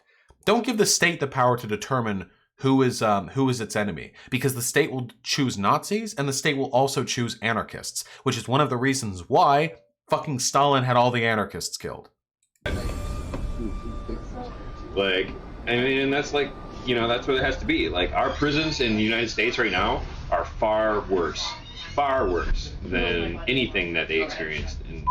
That is not fucking true. No, American prisons are really fucking bad. That is not true, though. Holy shit, that is not true. Shut the fuck up. I can't stand it. If I worked in an office with this guy, I'd get really fucking mad at him, too.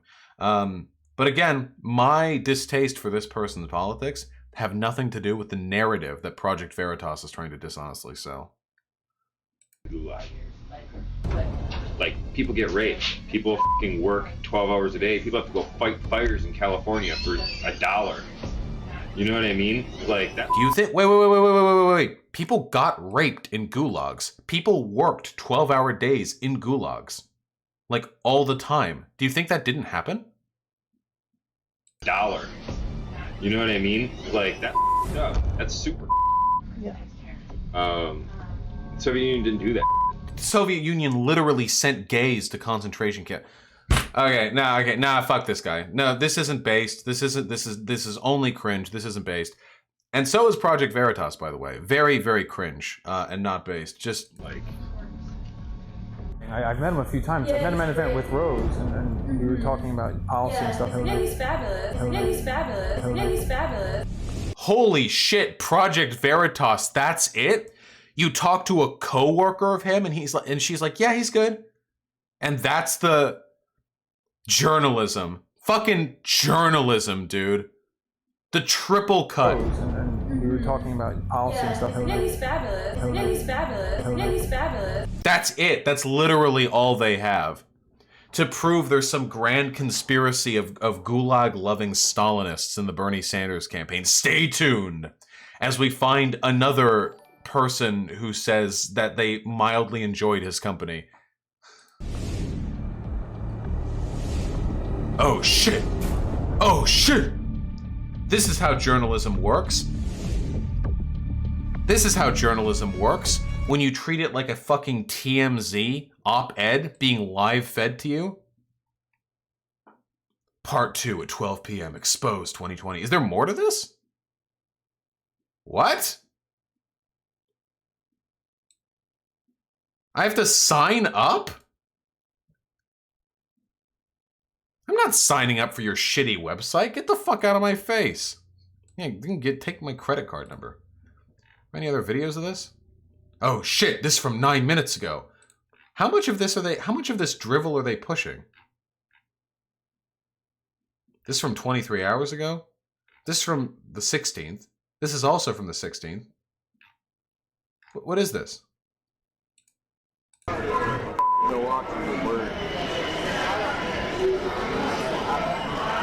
Wait, this was already there.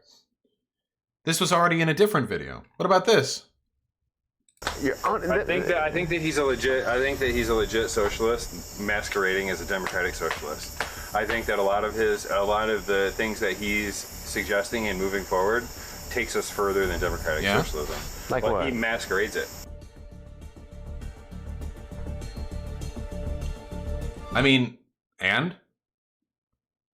Also, by the way, again, I really need to point this out. If you're working for the Bernie Sanders campaign, saying he's masquerading his policies, this is unbelievably stupid. I'm glad this guy got arrested.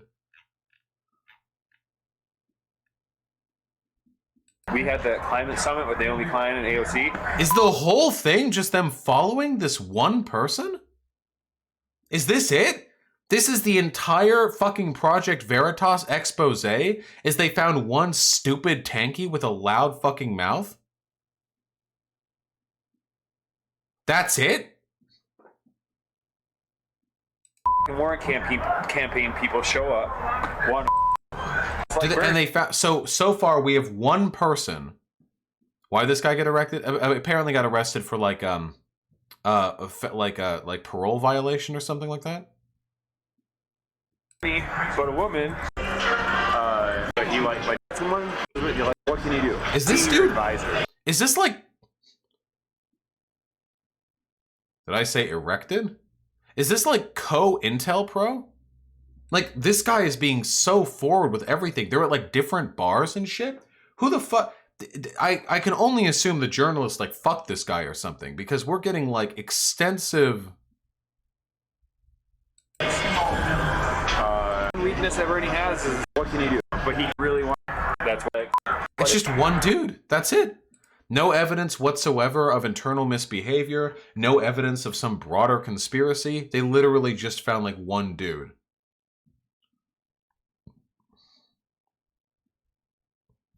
Field organizers are literally in charge of recruiting and facilitating volunteers who canvass and phone bank, campaigning 101 dude.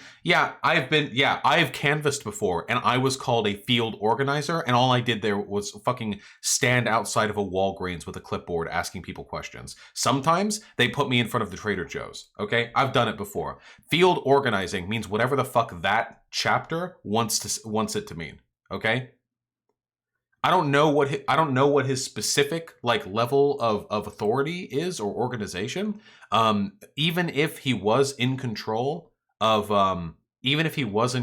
like training other people, that doesn't mean he's giving them fucking like black ops Stalin like intel covert program propaganda pieces, you know? Employing. Yeah, exactly. They give you fancy job titles because it increases the likelihood of you getting employment after you're done doing canvassing work. I was a field organizer once, and I was just going door to door talking to potential supporters and taking data. I did that too, exactly. What you're organizing is the data in that context. What is the Bernie Sanders campaign? He's still employed.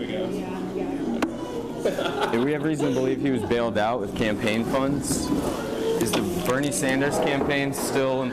Here's the part where they just chase down people. Vosh Stalinism doesn't exist. Also, Gulag was the agency that ran Soviet prisons, not prisons themselves. Nice meme, my dude. You can come back in a month after you've been re-educated. I'm re-educating you.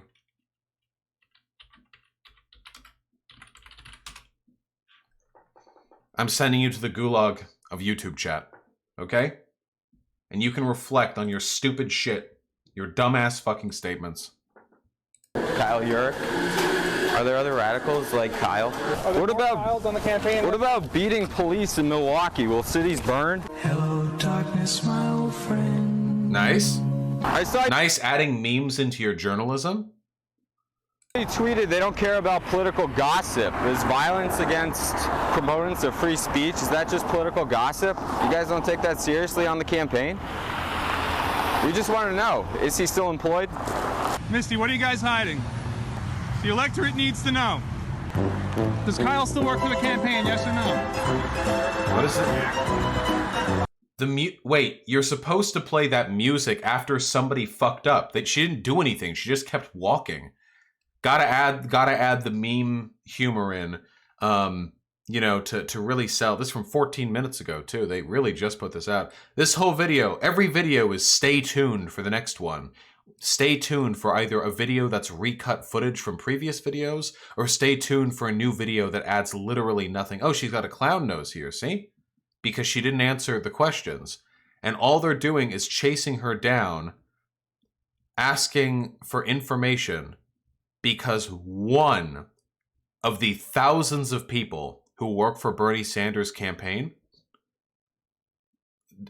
A, engaged in rhetoric that is comparable to the average Trump supporters, and B, like, defended gulags. Is there evidence that the campaign funds were used to bail him out of prison? What evidence? Is there any evidence of this?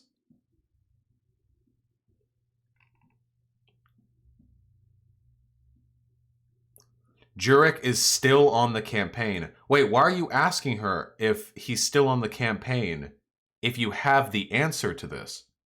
Do you? Maybe he just hasn't been fired yet. It's been like 5 days. Of what relevance is that?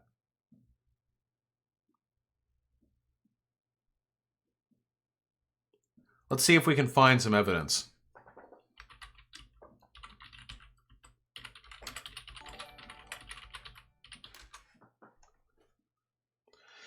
Let's see if we can find some real evidence from an actual news site. Okay, let's see. Gateway Pundit, National File, M Greatness, Pacific Pundit, Pluralist, the DC Patriot, Lent Conservador, Washington Times. Let's go with Washington Times. None of these are real sites, by the way. If you search for something and Gab is anywhere near the front page, that's another good argument. That's another good argument that you probably shouldn't be too concerned with the validity. Oh, we got InfoWars down here. Campaign funds used to bail out Bernie Sanders field director after drug arrest? Question mark? Interesting. Again, even if campaign funds were used to bail him out, that's a bad thing, and that's a fuck up, and people should absolutely be fired over that. That's bad. It doesn't have anything to do with Bernie Sanders, but that's bad. Not denying that. Sure would be nice, though, if they provided any evidence for their claim before all of the garbage basement conspiratorial far-right news sites start running this because they're following in Daddy Veritas's footsteps. Let's see, what's the evidence being provided here?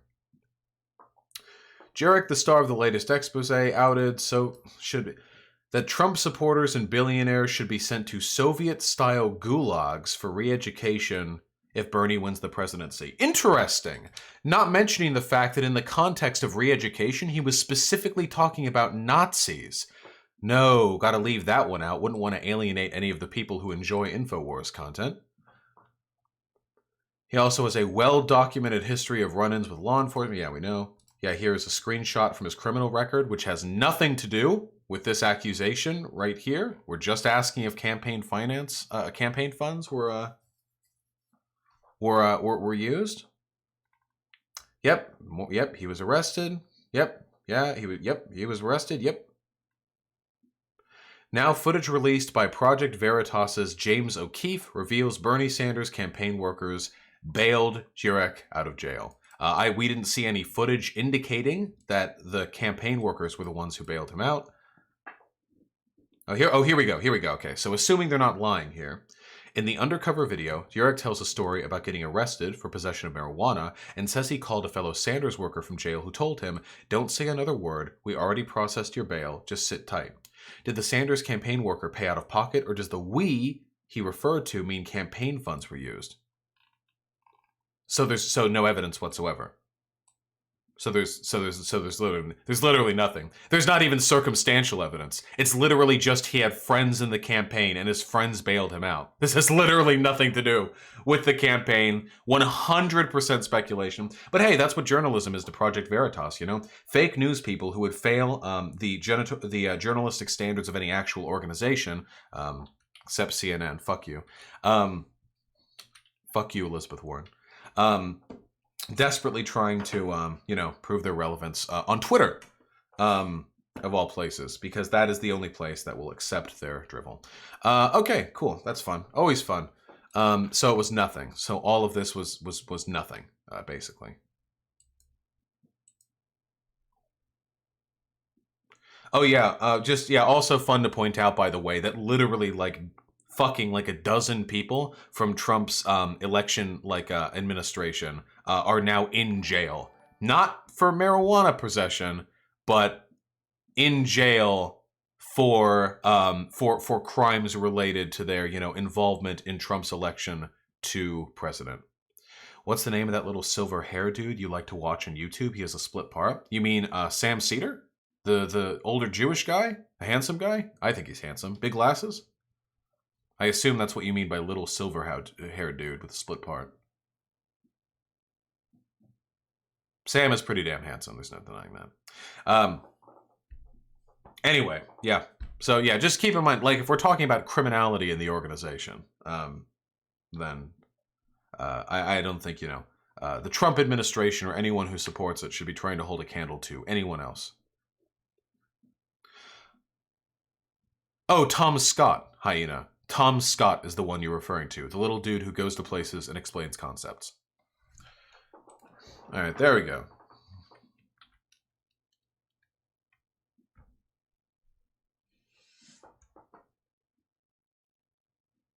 I'm going to go over donations now, and then I think I'm going to take a shower. Toxic Syndicalist 75 with the $5. Vosh, I know you have an aversion to reading, but if anyone is interested, Cuban Anarchism, The History of a Movement by Frank Fernandez is a good read. Duly noted. Maybe I'll add it to my reading list. It's a long reading list, mind you.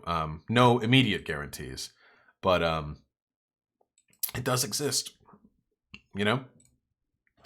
Ariel Fernandez with the incredibly generous $20. Thank you so much, comrade. On the 25th of April, 1974, the Armed Forces Movement crowned the long resistance and reflected the deepest feelings of the Portuguese people by overthrowing the fascist regime. First paragraph of the Portuguese Constitution. Well, that's fucking sick. I don't know if Portugal is like particularly based these days. I don't know if that's the case. But I mean, that's a good legacy to enshrine in a constitution, without a doubt. Thank you so much for your kindness, comrade. We found that Kyle Jurek dick on Twitter. Not sure if you want to go over that. What am I looking at here?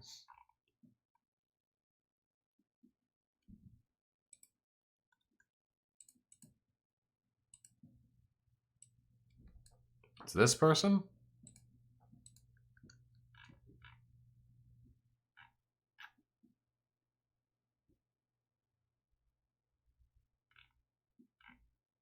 Yes. I don't fucking know. Why did H. Bomber Guy call you an asshole if you haven't already answered it? Answered what? What do you mean? Somnio Static with the $5. Breaking news, Jason Unruh caught on a hidden camera talking about how cool of a tank he is. Oh, Jason Unruh, if you could bring alcohol and and a camera to Jason Unruh's place and give him like 3 or 4 hours, I guarantee you that you can start to catch him rambling on like unironic like genocide apologia. 100%. Yeah, I get you, transhumanist. H. Bomber Guy was just joking after Vosh streamed this. Oh wait, who here saw H. Bomber Guy's stream after I hosted him? Did he like say anything? I would like ideally to not be on bad terms with you know, the pillars of the of the community. Did he like say anything, or he didn't say anything bad? That's nice. Okay, I never know. I had this was a traumatic experience for me. I remember this was right after the Poppy Pastel drama, like right after the Poppy Pastel drama. And I had been excised from Destiny's community, and I was streaming on Twitch at the time. And I hosted Taylor Snapping or whatever, who's like this Twitch streamer / football player who was like kind of on the periphery of Destiny's community. And I hosted him because he seemed nice. And I didn't have many friends, you know, on Twitch, so I threw it over to him. And I checked out his stream after the host, and he was like, "Oh man, oh look who I got a host from." And then one of his friends was like, "Was that Vosh? Isn't Vosh the guy who?" And Tabor was like, "No, shh," or something like that. And I couldn't tell if it was because Tabor didn't want to pile on, or if because Tabor didn't want to dignify me. And that was, yeah, that hurt me a little bit. That felt bad.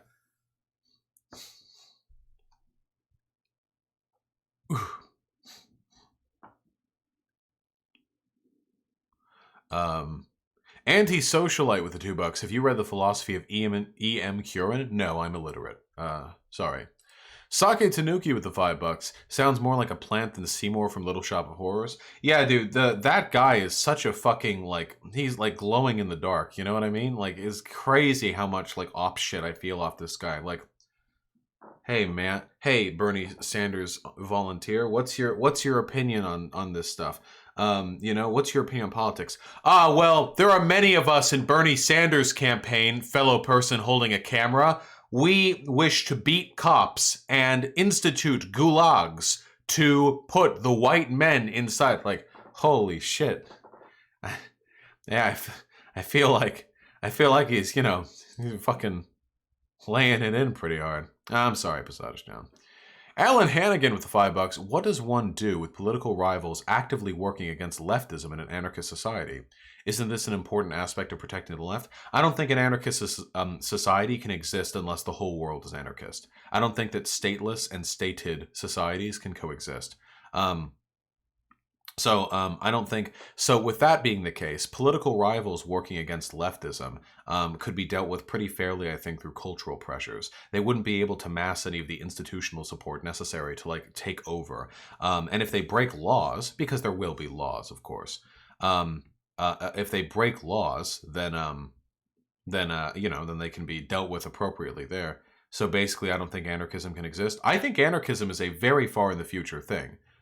Or you could make an argument like maybe anarchism could exist if there was a large enough anarchist coalition, a large enough anarchist society that they could muster a volunteer army capable of defending themselves against imperialist invasions.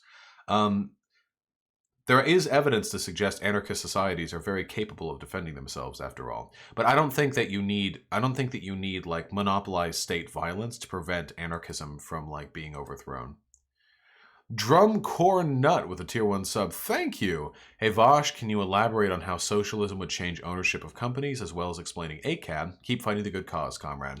ACAB says all cops are bastards, but what it means is cops are institutionally a threat to the interests of left-leaning people because they protect laws which protect the status quo. Cops are, after all, the gatekeepers of social change, which is why every social progressive movement has run up against cops in its process. Some people think it means you have to legitimately hate all cops. I think that's ridiculous. Obviously, some cops are good people, but no people are good cops, if that makes any sense. Socialism necessitates the collective ownership of the means of production, meaning that everyone who works at a given place owns a portion of that given place, and decisions within the corporate framework are made democratically by those who work there. There is not a single person who owns it, or any multiplicity of people who own it, except for all of the people. It's everyone who works there, you know. Johnny Rick S with the $5, but Vosh, Gulag literally is the name of the agency. The camps were awful and are called Lagri, not a tanky, much love. No, I'm aware of that. But the way in which that person, when people go on like, hey, Gulag wasn't the name of the camp, it was the name of the org. Also, Stalinism isn't a real thing. Those people are tankies. That is how tankies speak. Sometimes saying a truthful thing can actually condemn the legitimacy of your statement, given the context in which it's presented. You know what I mean? Like, for example, if he is not a tanky for sure. Really?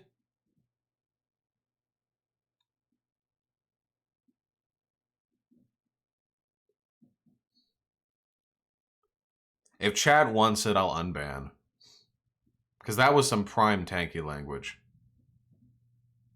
He argues semantics. Stalinism, any ism can exist. You could argue Bernieism is a thing. All you have to do, like an ism just means the ideology of. There are people who espouse the ideology of Stalin. Stalinism is a thing in that sense. There are people who unironically advocate for Stalinist policies. Those people are Stalinists. I don't think you need to parse hairs too much about that. Unban.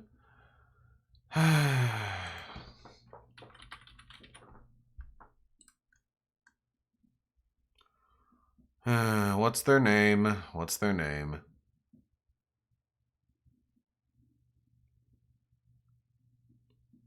What's their name?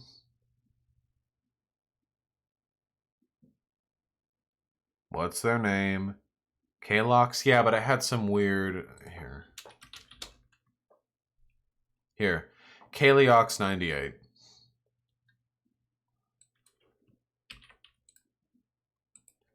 I could change their name. There we go. Welcome back. I just don't like tankies. Sake Tanuki with the $5. Missed 2 donos. Feels bad, man. I'll go over and look at them. And Neo-Marxist with the $5. Is Rojava really going to disappear? Almost certainly, yes. Rojava, in this stage of its development, was needed to not experience aggression from Turkey. It needed America's backing. I mean, given the situation it found itself in, this is not entirely surprising. Can you explain the term based? Yeah, Heartbroken Lamb. Didn't you say this was your first stream? Welcome. Happy to have you here. Based is hyperbolic internet language that in a broader sense means good or great or cool. But when used by far-right types, particularly fascists or neo-Nazis or white supremacists, it tends to mean based means like us. based means like us. They're good. It's good because it's like us. I use it in the same way. When I say something's based, I mean it's like a anarchist or leftist or communist or socialist or whatever, or pro-trans or whatever. You know, my ideology. So when a Nazi says something is based, they don't just mean it's cool. They mean it's cool because it's with me. Yeah, the serfs, why don't you come into the real chat, comrade? I don't know why you're wasting your time with the degenerates in YouTube chat. New to lefty YouTube, what's a tankie? A tankie is a derogatory term for an authoritarian leftist, particularly one which defends anti-American imperialism to the extent that they'll engage in apologia for like shitty countries that are anti-American. So like, for example, China or the Soviet Union or North Korea. Oh, the serfs praised the Eva interview? Oh, thank you, the serfs, or most likely Lance, because you're the person who I see do most of the outreach, at least in regards to me. Eva Unilove is pretty darn good. I really like them. And I like the conversation too. Oh. Okay. And let me go back and see which donuts I missed.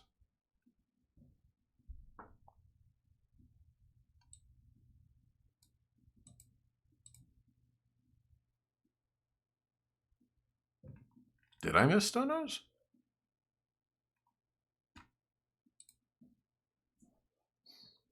Wait, did I? Let me see.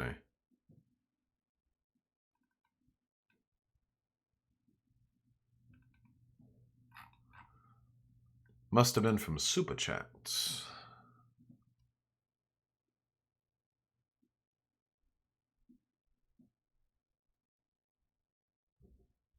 Huh. There you go, Surfs TV. Here, Surfs TV, wait, look, I'll give you a blue name and everything. Because otherwise my eyes glaze over. Yeah, look, newest member. I assume this is actually you. I can't, you know. Here we go. VIP and... yeah, VIP and notable. There we go. That's good. Yeah, I'm terribly sorry, Sake Tanuki. I don't actually see any missing donos, which means if there were any that I missed, they must have fallen through the API. And for that, I am genuinely sorry. You know, I do hate it when that gets missed. I see a few that I did miss, however. Jack Attack LP with the $5 got booted because I didn't unmute in time during call-ins. Oh, Jack Attack, that was you? Oh shit, Jack, the Jack that called into the show at the beginning was Jack Attack LP. Did that stream convince you of the one truth faith of Posadism? Yes, actually. Every single time I engage with these people. Every single time. You know, I get that feeling. Sake Tanuki with the $5. I sent 2 links. Oh, shit.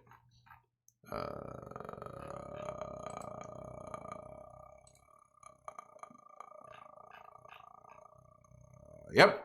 You'll have to email them to me, comrade. I'm really sorry. I hate missing donos. They have completely fallen through the API. I just searched off both your names in all of the available dono histories, and I just don't see it. So email it to me, please. I have to get ready for the day. I have work to do. Thank you very much, The Surfs TV. I love you. Personally, I still haven't seen the YouTube video, the debate. I want to see that. It's just been, life has been hell for me, and by hell I mean very busy. You know, yeah. All right. Have a wonderful day. I love you all very much. I want you guys to know, with every day that passes, I consider dropping 2K on the best possible like streaming camera imaginable, just so that I never have to deal with camera troubles again. Just so, you know, every day I think about it. But then I think 2K, that's so many donos. I can't waste 2K on that. You know what I mean?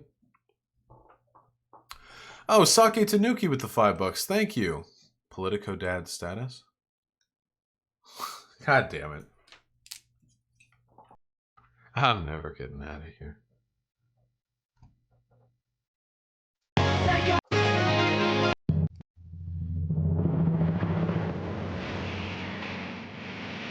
Is this gonna be another one of those things I have to turn off after 5 seconds because it's going to get me fucking copyright strikes?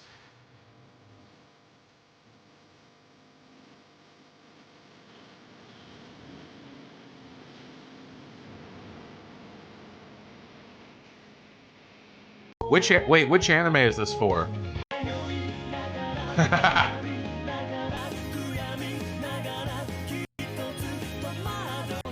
This is for Code Geass?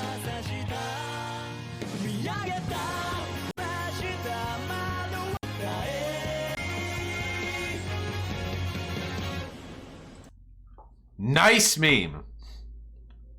Nice meme. Luxander has been here for several streams now, needs the blue name too. Well, I've never talked to Luxander, so, is it a blue name to me in my heart? No, fuck you. Alright. There are too many... Honestly, there are too many blue names already. Okay, wait, who am I hosting? Shut up! Who am I hosting at the end?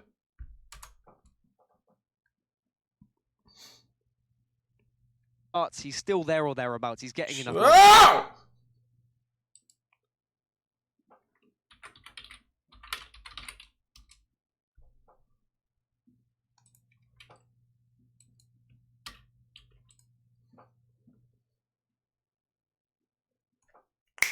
All right. Can you react to John Doyle? It's on the to watch list. Eva Unalove is our choice for the day. The Surfs, are you actually streaming right now? I don't think you are. You're just being a little fucking Weasley little liar. Yeah, you're hosting Eva Unalove too. Okay, yeah, fuck you. All right, peace out, people.